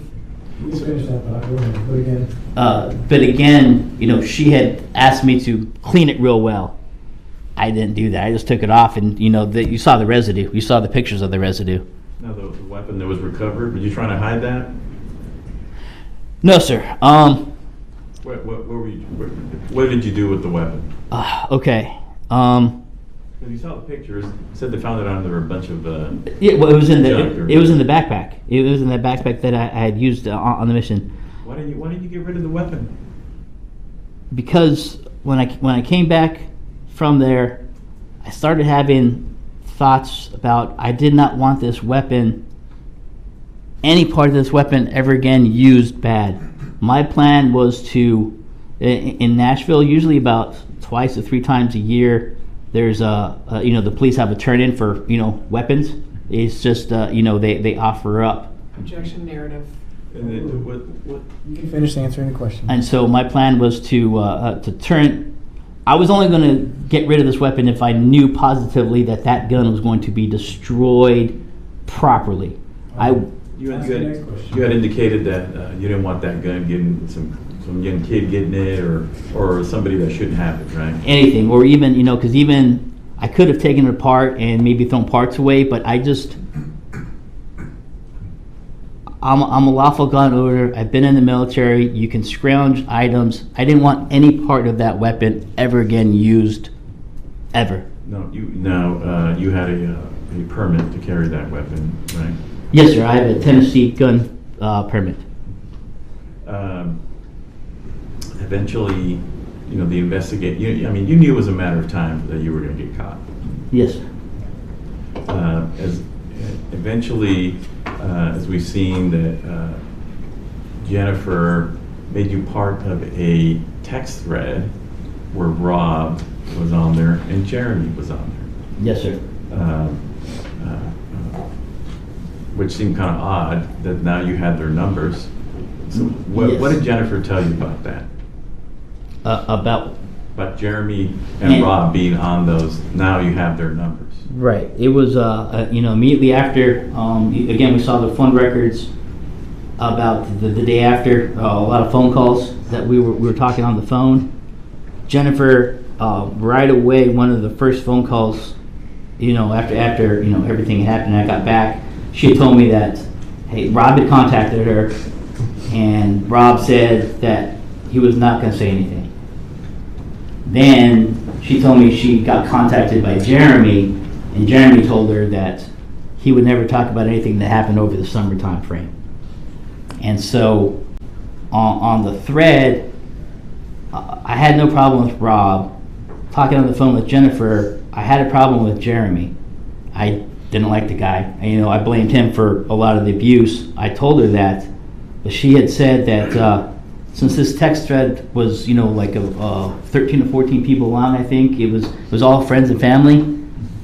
Jeremy was one of Jamie's close friends. That if he wasn't on the thread, it would be suspicious. People would ask why was he being left out, and she didn't want to answer any of those questions. Did she tell you not to call him? No, she didn't say anything, but I'm never going to talk about, part of my training is we don't talk about our missions. I was never going to talk. And again, this is where she used my honor against me. She knew that I would never say anything to Rob, and I never did. And even I kept all those messages, I believe, are on my phone. I've chatted with Rob. Come on.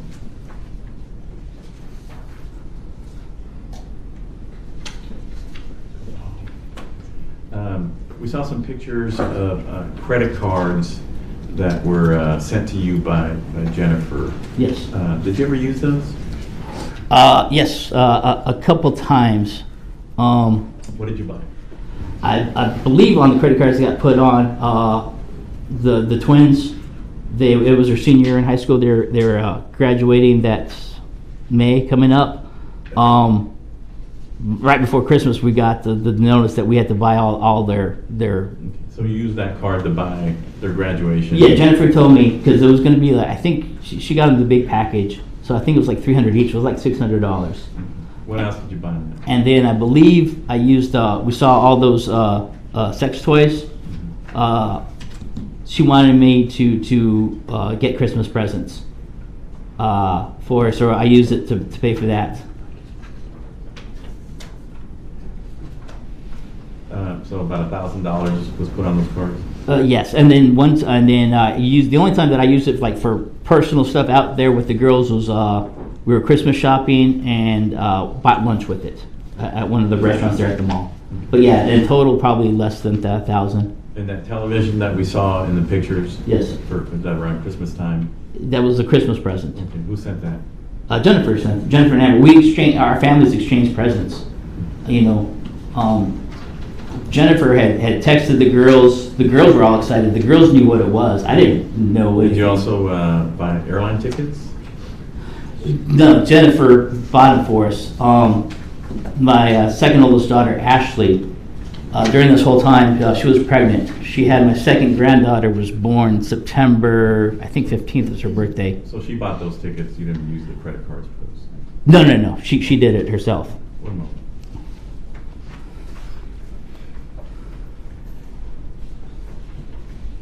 Is that everything financially that you received from her Yeah, I believe so. Yes. that you can recall? Yes.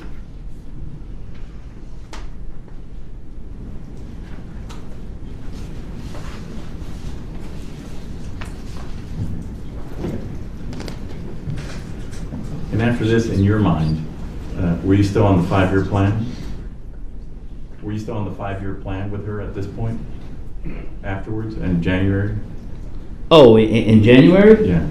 Yeah. I mean, honestly, I mean, were you looking to rush in and be with her? no. And then honestly, when I did it, honestly, even though she asked for it, I honestly thought I was maybe a 50-50 chance. She had never witnessed anything that dramatic happen. I honestly thought that, you know, we might not work out because of that. But I saved her. I can live with that. Now, there was some talk at some point about a lease that there was a lease to a house or what? No, I was, like I said, going through the divorce. I was going to have to sell the house, and I was looking for. That's when I got arrested. We had found a rental house to get to. I mean, my credit wasn't that great, and we had talked about how if I had to use her as a reference or maybe even a co-signer on it, that she would be a part of it. But I would still be paying everything. But she wasn't going to live with you. No, not right off the bat. No, not right off the bat. No. So, in conclusion, sitting here today, knowing what you know, Yes. you know that Jamie was not a monster like you did. No.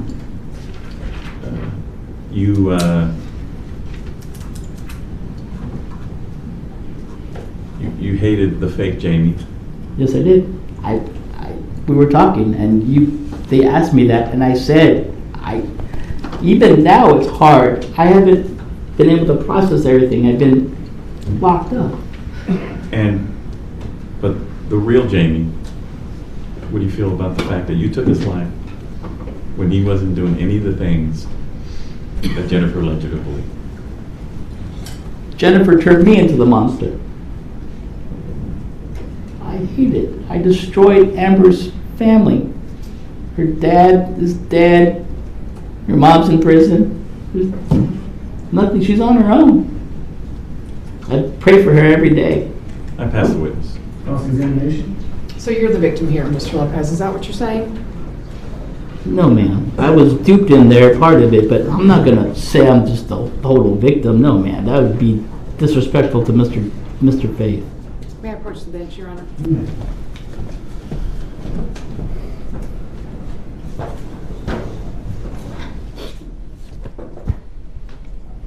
This man. Yes, ma'am. This man, Jamie Faith, is who you killed, correct? Yes, ma'am. While he was wearing basketball shorts and walking his dog at 7:30 in the morning, this man was a threat to you? Not to me. He was a threat to Jennifer. He was a threat to Jennifer. Yes, ma'am. Okay. We got a lot of stuff to go through, okay? Yes, ma'am. You were given a picture of this man when you first reconnected with Jennifer Faith, correct? Yes. Okay. And you learned that he works at American Airlines. Yes. He's a high managerial director, correct? Yes. You learned that he likes to game, Yes. that he loves the Packers. Yes. But this man started gang raping his wife. Yes. And you believe that? Yes. Okay, let's talk about the fact that he works for American Airlines and is IT for American Airlines. One of the most regulated industries on earth, correct? I guess so. I'll take your word for it, yes.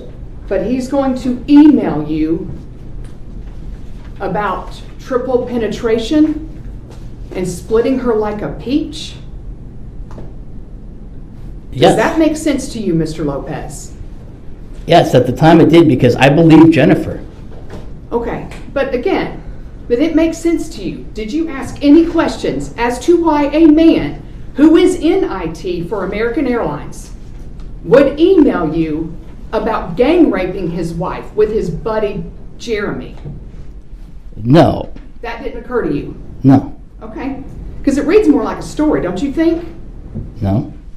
And when you were going through all this anguish by Jamie Faith, or I'm sorry, by Jennifer Faith, and Jamie Faith's actions to Jennifer Faith, when you were going through all this anguish, were you still having that anguish when you and she were swapping erotica stories, talking about nearly the same thing?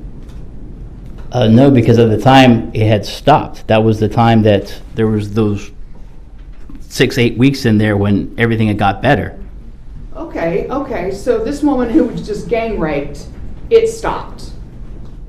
Rob emailed him and it stopped. So you and she could start swapping your erotica stories. And you felt okay about that? Yes, because she started it. She started it. She sent the first, we saw the sex letters. She sent the first ones. Okay. So, it led in there, when we dated back in high school, she had told me she had been abused, that she had lived through abuse already. So, Okay.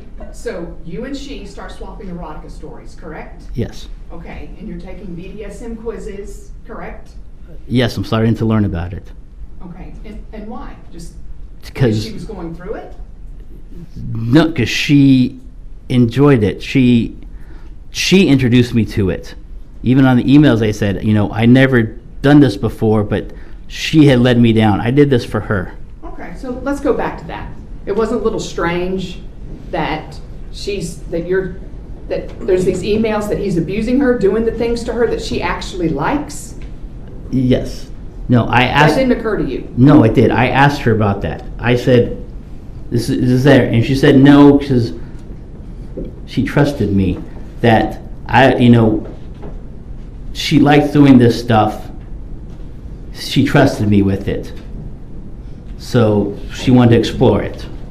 Okay, so she didn't want to be gang raped and triple penetrated by her husband, but she did want to be a little daddy's girl to you. True? I suppose. Yes. Yes. Okay. And this made sense to you? Yes, because Let's go into what you didn't do. Well, first, let's start with March 18th. One day after reconnecting with her, you tell her you love her and that you're going to build a relationship together. You tell a woman you haven't talked to in 30 years after one day you love her. Yes. Okay, because you have been harboring feelings for her for a long time, correct? Yes. Okay. And then all of a sudden these abuse, and you go hard. You want her to come out to Nashville. You want to make passionate love to her all weekend long. And this is within 5 days of reaching out to her, correct? Yes, I was surprised yesterday how fast it did. If you had asked me, I would probably send the first 2 weeks. It was surprising. But that's when, the text messages she built right away. And then right away she had told me about how her and Jamie were not emotional together. They were not physical together. Okay. And that doesn't occur to you that that's a little strange? No, it did. But again, I trusted Jennifer. Okay. She's telling me this. She's telling you that she's with her husband and her have not had sex in 4 years. Yes. And then within weeks of meeting you, all of a sudden he's gang raping her with Jeremy. Yes. Didn't seem strange to you, Mr. No. Lopez. It did, but at the time, I got into the picture. COVID hit. He's laying off people. I have seen good men break before. That's what I thought had happened. That Jamie snapped with all this pressure. The world changed at that moment. Yes, I know, Mr. Lopez. We were all there. Right. So I'm saying is, that's what I thought. He had snapped. I've seen good men snap before. Ones that have been Okay. great. So, well, no. Let's back up a little bit because we're talking March, right when COVID happened. Yes. These furloughs that you're talking about probably didn't happen for a while. So yes, COVID was tough. But we're talking weeks into this relationship where you and she are going hard at it. All of a sudden this abuse pops up. And this man who works at American Airlines in IT is emailing you, leaving a digital trail. If anyone should know that, it would be him. But you keep going along with this and believing that he's actually abusing her, correct? Yes. Okay. And then you tell no one. You mean outside of Rob? Well, outside of you and Jennifer, and then this storyline with Rob, you tell no one, correct? Correct. And you've got 3 or 4 buddies that have even here in this courtroom, willing to stand with you. But you don't tell them that you're the love of your life, the woman you kissed at the Eiffel Tower, is getting gang raped. We got to do something. That never occurs to you, Yes, it does. but you don't do it. No, because I did not want I did not want my best friends to see her in that light. She didn't want to be seen in that light. Okay, maybe it's more true that you didn't want anyone to know this relationship that you and she had while she was married and what was going on in that way. Isn't that more likely to be true, Mr. Lopez? No, ma'am. Because there's no reason that you wouldn't tell your best buddies about your relationship with Jennifer Faith. No, I told them about the relationship. They knew I was dating Jennifer Faith, or, in a relationship with her. I did not tell them about the abuse. Not once. Not once. Never came up to the guys that you spent all those years with. No, because I was protecting Jennifer. She didn't Protecting her from what, Mr. Lopez? From what? from being looked at bad, from the same way that she didn't want Amber to know. She didn't want anybody to know. And let's talk about that. Amber, 23 years old, college grad, American University, correct? Yes. Okay, she's living in this house with her mom and father, he's now adopted her mother and father, Yes. in a house that's just not that large. Yes. But yet she never picks up on the fact that her mother is getting kidnapped every weekend by Jeremy and Jamie Faith. No, it wasn't kidnapped. They would just leave the house. Okay, but you've also said in some of these texts that she's getting forced into cars. And you've said on direct testimony she's getting forced into cars. Amber Faith never recognized that, even though they're all home during COVID. Didn't seem strange to you, Mr. Lopez. No, it did. That's what I asked Jennifer again. Jamie and Jennifer, according to Jennifer, they live, their room is downstairs. Amber's room was upstairs. If stuff would happen at 1 a.m, they would go out the front door, and then that's when, they would do the force thing. So they were keeping it from Amber. I mean, it comes down to, I put my faith in Jennifer. You asked no questions. Oh. You did no intel. I asked Jennifer all these questions. You did nothing else. Then I asked Rob. I reached out to Rob. Let's talk about that. You and Rob Schmidt are going back and forth talking about updates. Yes. How is she? Update. I think she's fine now. She just got home from being raped again, but I think she's okay. Hey, can you give me an update on this? Again, doesn't seem strange to you? In which way, ma'am? That it's completely absurd, Mr. Lopez, that you and another grown man are bouncing back and forth doing updates on the fact that your girlfriend just got raped. Does that not seem absurd to You don't you? have to object at this point. It's an argumentative question. Objection's overruled. You can answer it. No, ma'am. I'm in the midst of this, living through this anguish with her, trusting Jennifer. That's the problem. You never pick up a phone and call Jamie. I never got his number. Jennifer would not give me anybody's numbers. She did not want me to. It took me, a good 2-3 weeks just to get the email to Rob. I asked for phone numbers. She did not give me any phone numbers. Okay, and she's not the only person that needs to give you that phone number, is she, Mr. Lopez? What do you mean then? There are other people. There are other ways you could have found something, but you did nothing, correct? Correct. You had email fights with another grown man, Correct. correct? Yes. In all caps, you send absurd emails like, "Get Jen home now." Yes. Correct? Correct. Did you think that was going to work, Mr. Lopez? I was hoping. Hoping. You thought after, and you're getting texts about how he agrees to do so, but also her hands are tied up, but she can use her phone to text. Do you remember that email? Yes.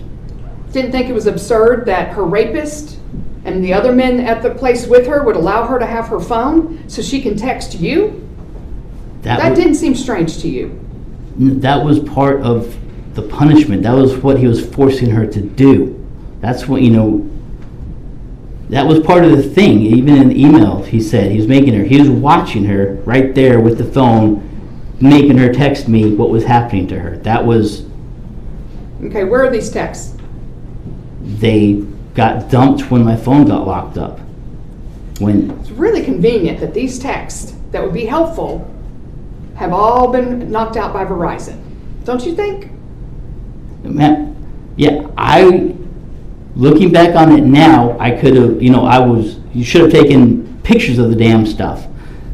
In the midst of it, I was caught up and I was not thinking straight with it. And then when my phone locked up, I didn't know that there was a limit on text messages.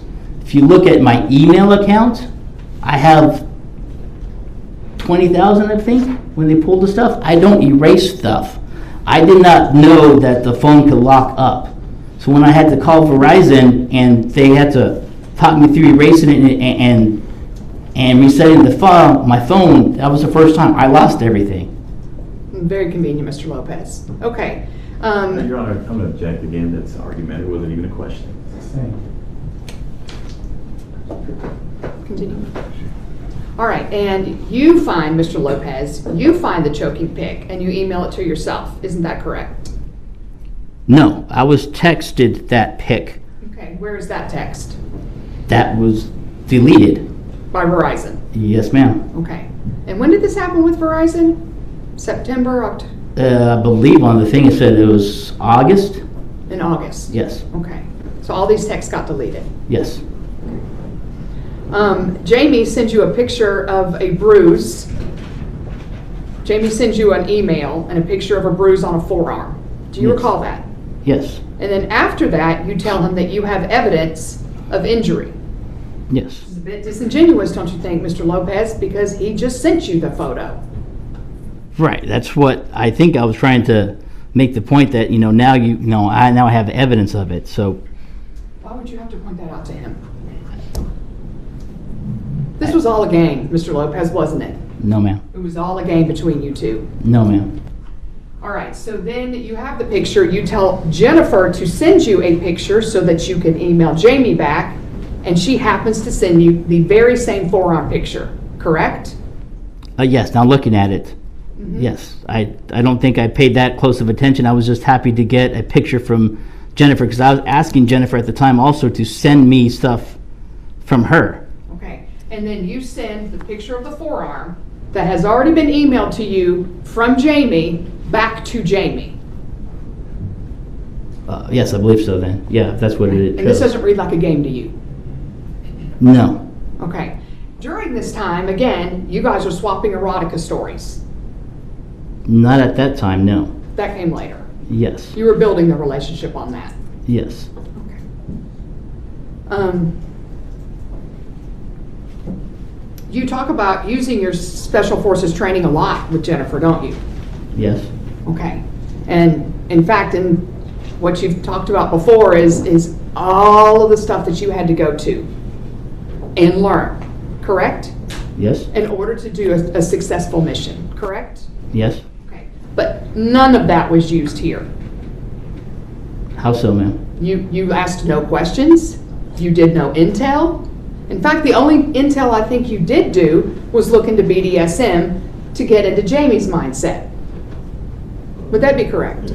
No, ma'am. Okay. I reached out to Rob. He was my corroborating. He was my second one. Like I said, I believed Jennifer and everything she was telling me. I reached out to Rob, and I got confirmation from Rob. I kept asking for Confirmation from Rob of what? You were the one telling Rob what was going on. no, because then Rob would call Jen, and again, then Jen would tell me about the phone calls that said, yes, I just talked to Rob. And so it was matching up with the emails that I was receiving from Rob. Okay, so this whole time you are talking to Rob or you're talking to Jennifer, but never are the three of you talking together. Not on the same chat, no. Never. That didn't seem strange to you? Hey Rob, you know what? We better get on this phone with Jen right now. Maybe you and I can convince her together. No, never did that? No, and again, that's when Jennifer was like, Rob will handle that, and that's when, like I said, we were, 4 weeks into me showing up. I didn't know Jamie or any of them, so I thought it would be better for somebody that he knew to talk to him. That's why I let Rob talk to him. And then I was getting confirmation from Jennifer that, yes, Rob called and talked, and Okay. Jamie got mad. And then, it got better for a couple days. So your explanation is you're just going to let another grown man, even though your girlfriend has told you she's being gang raped, you're going to let some other grown man who lives in North Carolina call him up on the phone and say, bad boy, don't do that? Yes, ma'am. Okay.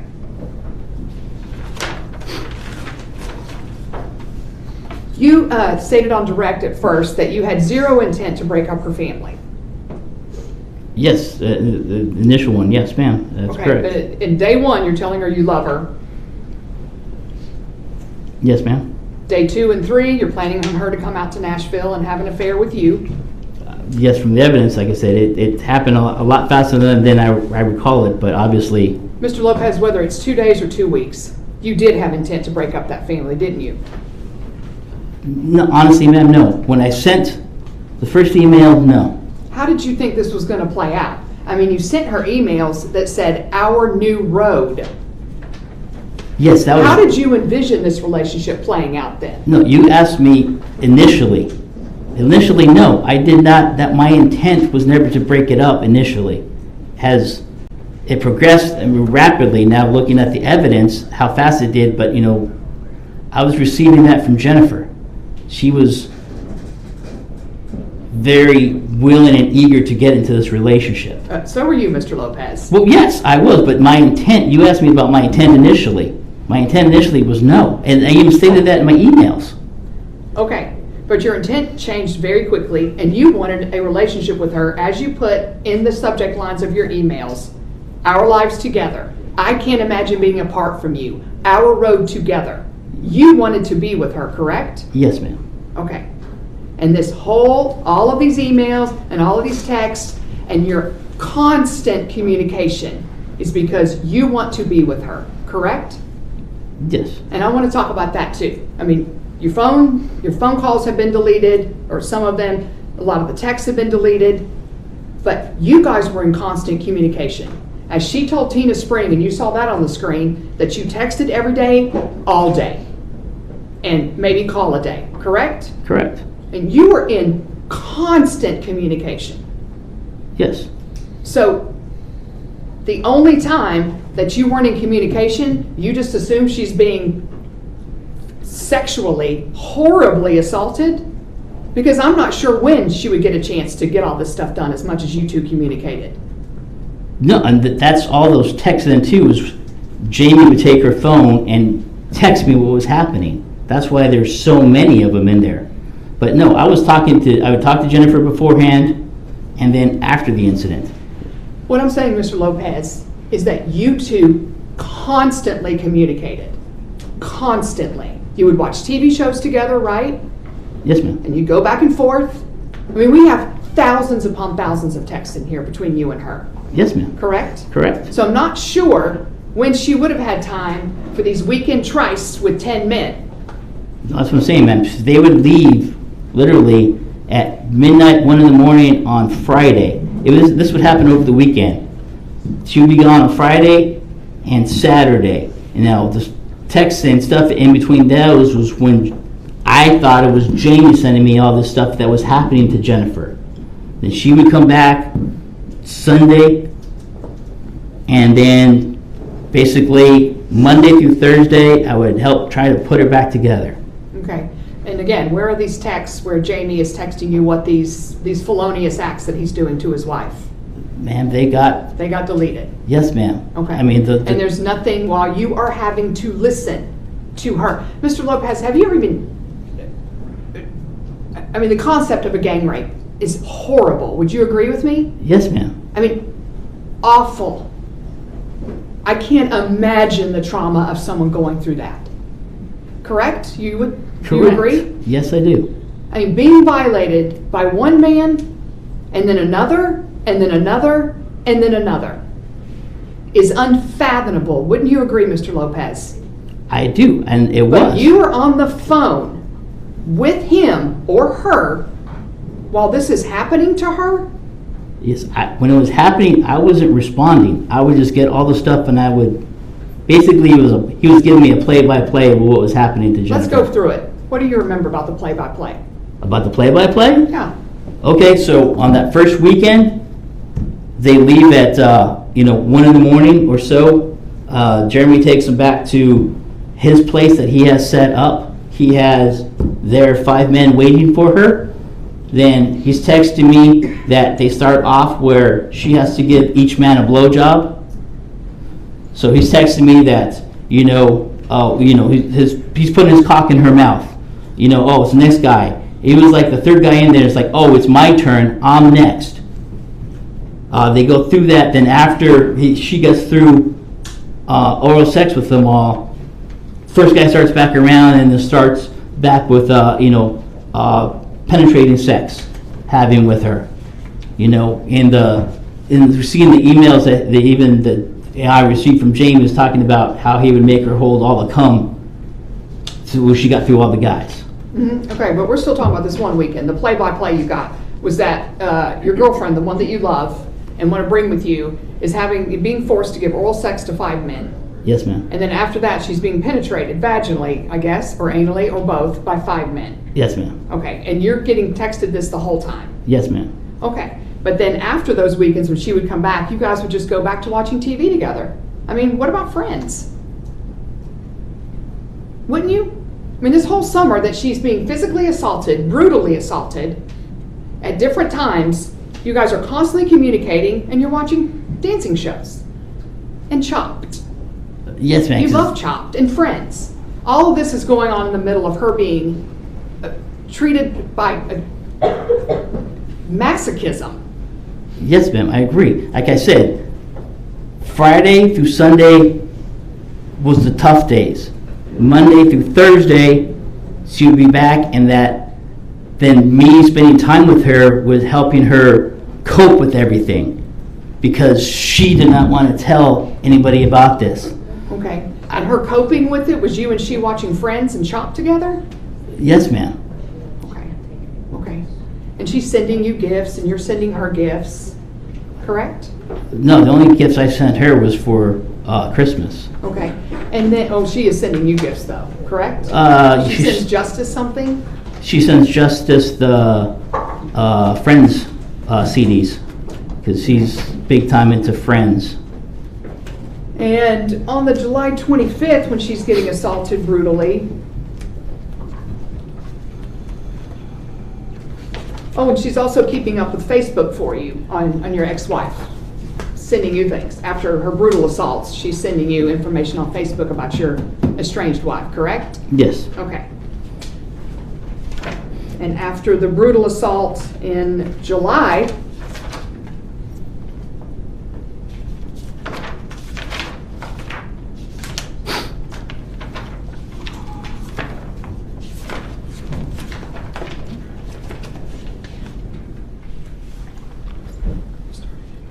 Yeah. So on 7/25, you are emailing to Rob that he has started it again. I guess this is when Jeremy's come back in the picture? Is that the one that says Jeremy's back? Yeah, 7/25, you said you emailed Rob, help it started again. Do you recall that? I mean, it sounds, yeah, correct. Okay. And then she is assaulted. May I see that email? Mm-hmm.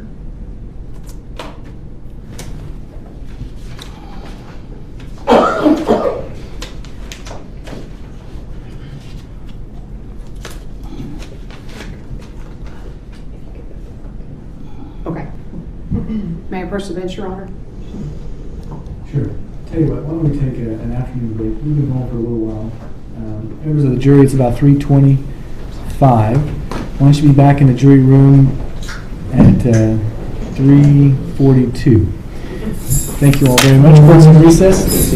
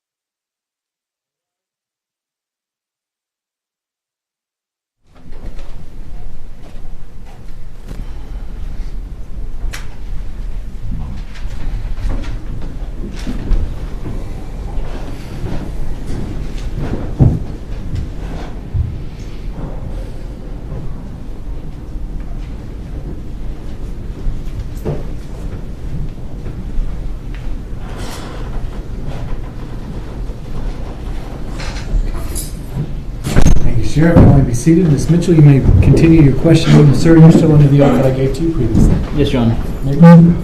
Thank you, Your Honor. All right, Mr. Lopez, we were talking about the email from July 25th. It's going to go off on the screen. Can you read it? The abuse started again. Jamie was drinking tonight and pissed Hold on, off. Mr. Lopez, I didn't ask you to read it. I said, can you read it? Oh, I'm sorry. I mean, can you physically read it? Yes, ma'am. I'm All sorry. right, so this is an email that you sent to Rob because you hadn't been able to get in touch with Jennifer Faith for a few hours. Is that correct? Correct. Okay, and you started calling her about 1:30 in the morning, and you called her until about 1:50 in the morning, correct? That's what the records show. Okay. And when you can't get a hold of your girlfriend, then you email Rob, correct? Yes, at times, yes. And you email him at 1:50 a.m. Yes. Okay, what did you think Rob was going to do at 1:50 a.m., Mr. Lopez? Answer his email? If he had gotten it, possibly. Okay. Let me see. And then what did you expect Rob to do with this email?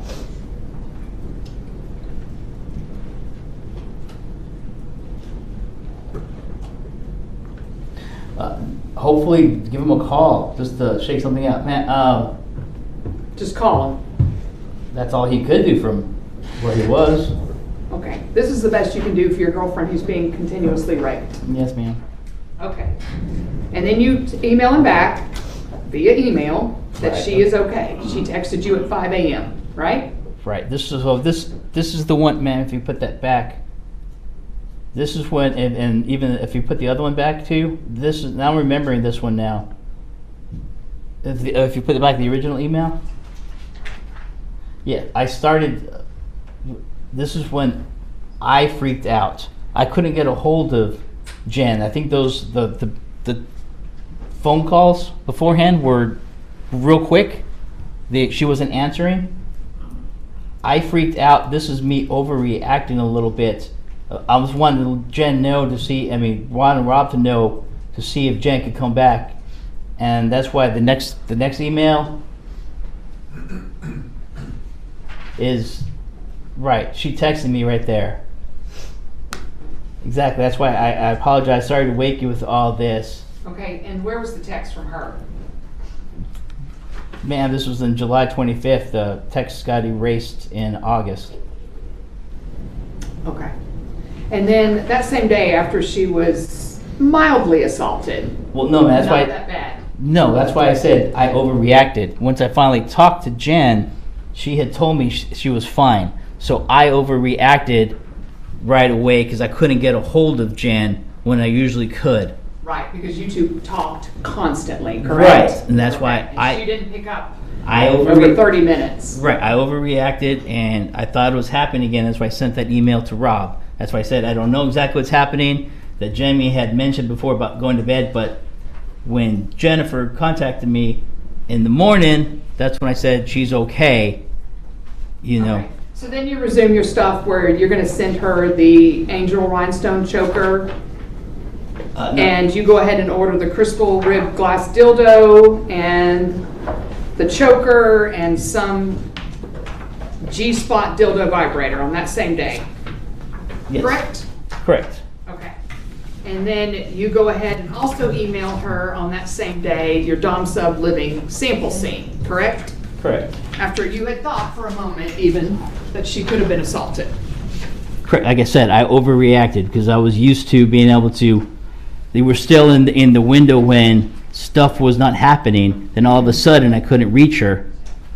Okay, let's talk about Vegas, Mr. Lopez. Jennifer and James Faith went to Vegas to visit his family in September of 2020, correct? Yes, ma'am. And why were you along for that entire trip? Because Jennifer thought something was going to happen. She wanted me to follow her on Google Maps. And what were you going to do if something were to happen to her? Email Rob? Email Rob, or if she didn't, I don't know, call the local Vegas PD if she didn't come back. If I had her last known location, but no. Like I said, she wanted me to follow her, and I did. Just in case Jamie were to assault her with his family in Vegas. Is that right? That's what she was worried about, and so That's what she was worried about. Yes. More likely, you two just wanted to stay in constant communication. Wouldn't you agree with that? No, I mean, I would have been in communication anyway. The only thing different was she added me to her Google Maps to let me follow her. That was it. Okay, but nothing happened in Vegas. They had a lovely trip with his family, didn't they? Well, I wouldn't call it lovely. He went there because his father just got diagnosed with cancer. But yeah, I mean, they had a fine trip. They went out to dinner. Jamie got her a cocktail. It was nice, right? I don't know exactly everything that they did, but Okay. I mean, it was fine. I mean, you were in constant communication with her, Mr. Lopez. You knew when she landed and you knew when she left. Yeah, she sent me the itinerary. She sent that to me. Like I said, she wanted me to know this information because she was worried, for whatever reason, that something could possibly happen. Okay. Did she give you any details of what might happen? No. No? You never told anyone that it might be some sort of Craigslist rape?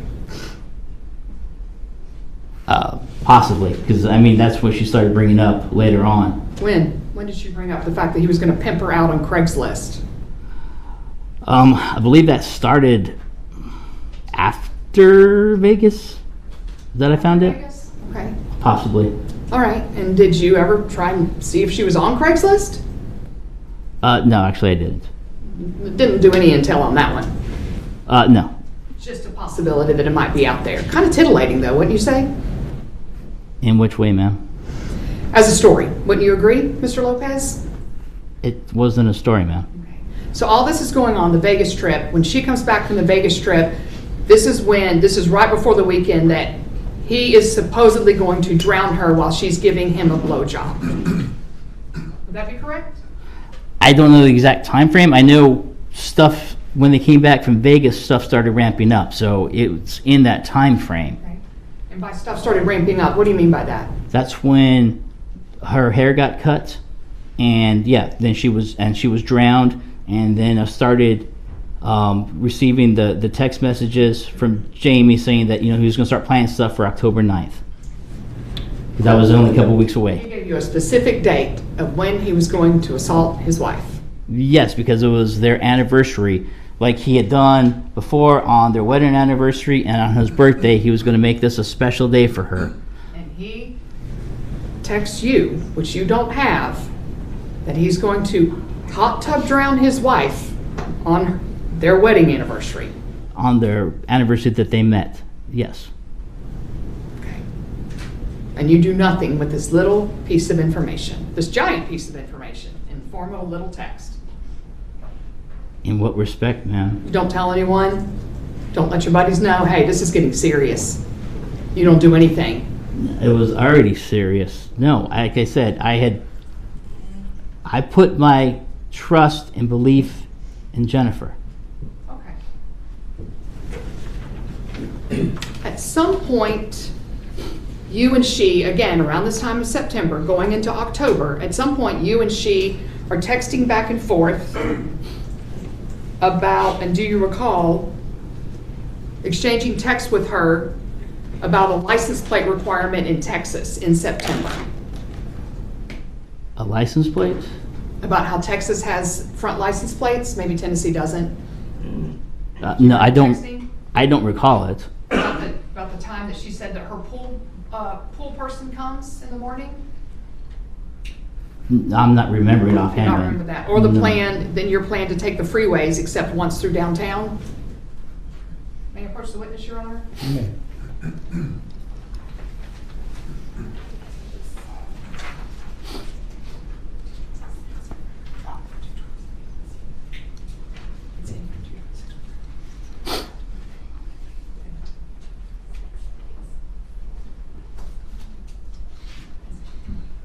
Okay. This came from your phone, Mr. Lopez. Do you recognize these text messages? What number is that? It is in for record purposes right now, Your Honor. Ms. 220. Paver, what number is it? The complete conversation is currently in for record purposes. It states Exhibit 220. Okay. Is there a date for this? There are no dates on these. Okay. But it is a conversation between you and Jennifer, correct?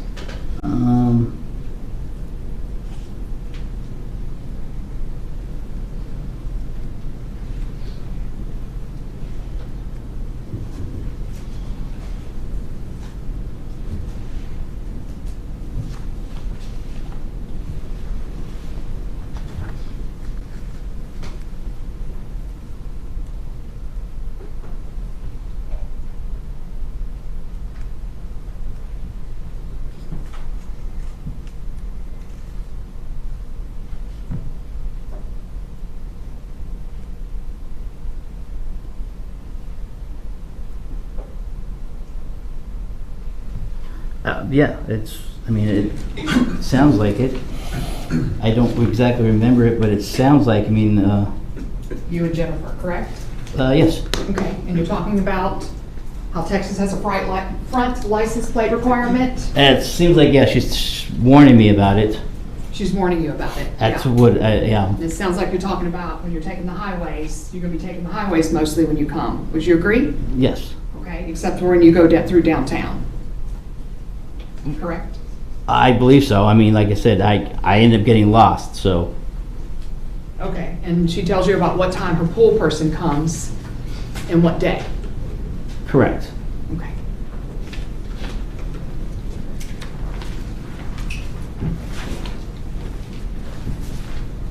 And when you get back, after you ambush James Faith, killing him by shooting him 7 times on the street, 7:30 in the morning, you hightail it back to Tennessee, correct? Yes, ma'am. And you and she start your conversations right back up again. Correct? Well, talking to each other, yes. Yeah. Well, yes. Making plans, exploring BDSM, all of that's still going on after the murder, correct? Not until the BDSM, everything didn't pick back up until later, till like late November or into December. When you I said mean, the hog tie and the ball gag? correct.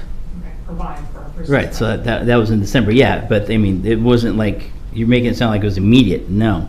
I mean, yes, we were talking to each other because, you know, she was going through the funeral and everything. And right after the murder, she does a group text and includes Rob and Jeremy on it. Yes, ma'am. Okay, and you, Yes. and that was okay with you. No, like I stated, you know, she told me that Rob had called. I mean, I knew Rob was going to be fine. I had a problem with Jeremy, but she had told me that Jeremy contacted her too and said he wasn't going to say anything about what happened during the summertime frame. Yeah, that's pretty convenient for a guy to say, I'm not going to say anything about raping you. I'm not going to say anything about ravaging you. That works out real well for Jeremy, wouldn't you agree? Relevant what another guy would say. Did you clarify the question? Maybe I misunderstood. The objection sustained. I said it's pretty convenient that Jeremy would say, I won't say anything about what happened in the summer, since he's the guy that has been raping her. Objection's over. You can answer the question. It's very convenient, wouldn't you say? But yes, And that but works out well for Jeremy. it does, and that's why I didn't want him on the stuff. That's when Jennifer told me that him being off that whole list, everybody would expect him to be on it, so it would bring attention to her to why he wasn't on it. Okay. Okay, Mr. Lopez. You and she continued conversations all the way up until your arrest, Yes, ma'am. okay? And you continued your relationship all the way up until your arrest, correct? Yes. Okay. Because you wanted to be with Jennifer Faith. Yes. That was the whole goal. From day one, from March 17th until the day of your arrest, it was you and Jennifer Faith in this together, correct? No. I would not say from day one. Like I said, you saw the emails on day one. It ramped up right away. But no, my intention was never to. Intention, yes, was to be with her. For her attention for her husband to be dead, no. Okay, so she doesn't want you to call the police, but she wants you to kill her husband. Yes. Pass the witness, Your Honor.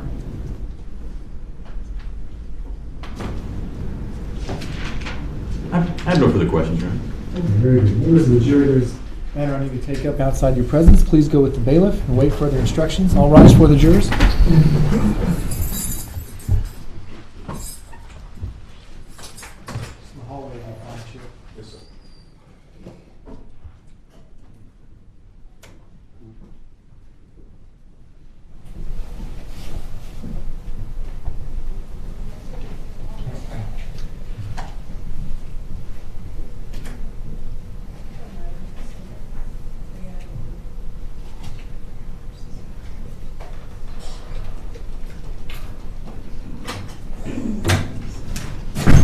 Thank you. Y'all may be seated. Mr. Lopez. Call your next witness, please. Thank you, Judge. While we're on the record, and I would like to make a motion to re-urge the introduction of Jennifer Faye's factual resume at this time, Your Honor. Okay. The entirety of the state's cross-examination of Darrin Lopez was to plant in the mind of the jury that this was some elaborate fake story.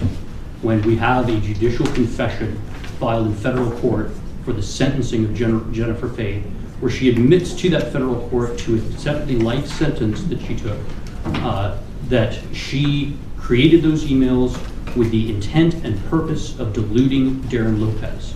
The state has left a improper perception in the mind of the jury that can only be clarified by providing the accurate information of what actually happened, and excluding that evidence from them leaves an improper notion in the jury and would violate Mr. Lopez's due process rights at this time and his rights to a fair trial.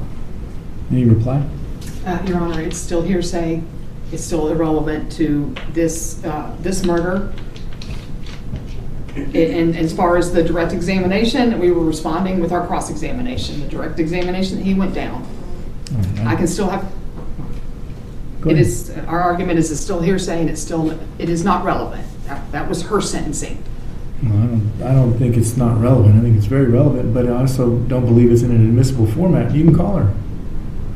But that document is not an admissible document. There may be another way for you all to go about doing that. I don't believe that that's an admissible document in an admissible form. Specifically, what is the court's ruling on the inadmissibility? It is a self-authenticating document under 902, and additionally is not hearsay as a court record, and additionally is a public record, and therefore goes by the hearsay objections under 803. Additionally, we would ask the court to take judicial notice of the prior filings in the federal court. Mm-hmm. All those objections were ruled. She can be a witness. All you got to do is call her. Judge, for the record, Ms. Faith still would be facing jeopardy at this point to testifying in open court at any time. Maybe, but she hasn't been here. She's not here to establish that one way or the other. She may want to testify. We haven't established that. Nobody's called her. She has personal knowledge of all of these things. What she said in federal court is not in an admissible format, so the objections are sustained. The defense calls Dr. Fabian. Okay, very good. Sheriff, call the jury.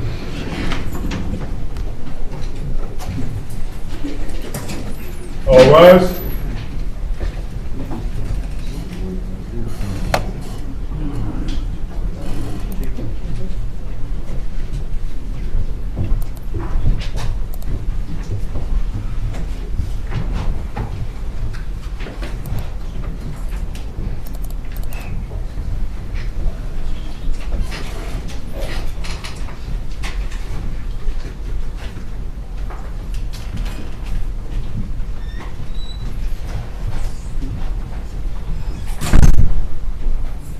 Thank you very much, Sheriff.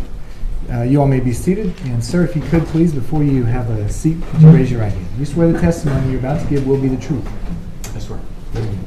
Please have a seat. Be responding to questions first from Mr. Duke. Sure. And then Ms. Mitchell. Good afternoon, Dr. Fabian. Good afternoon. Could you go ahead and state your name and spell it for the court, please? Sure.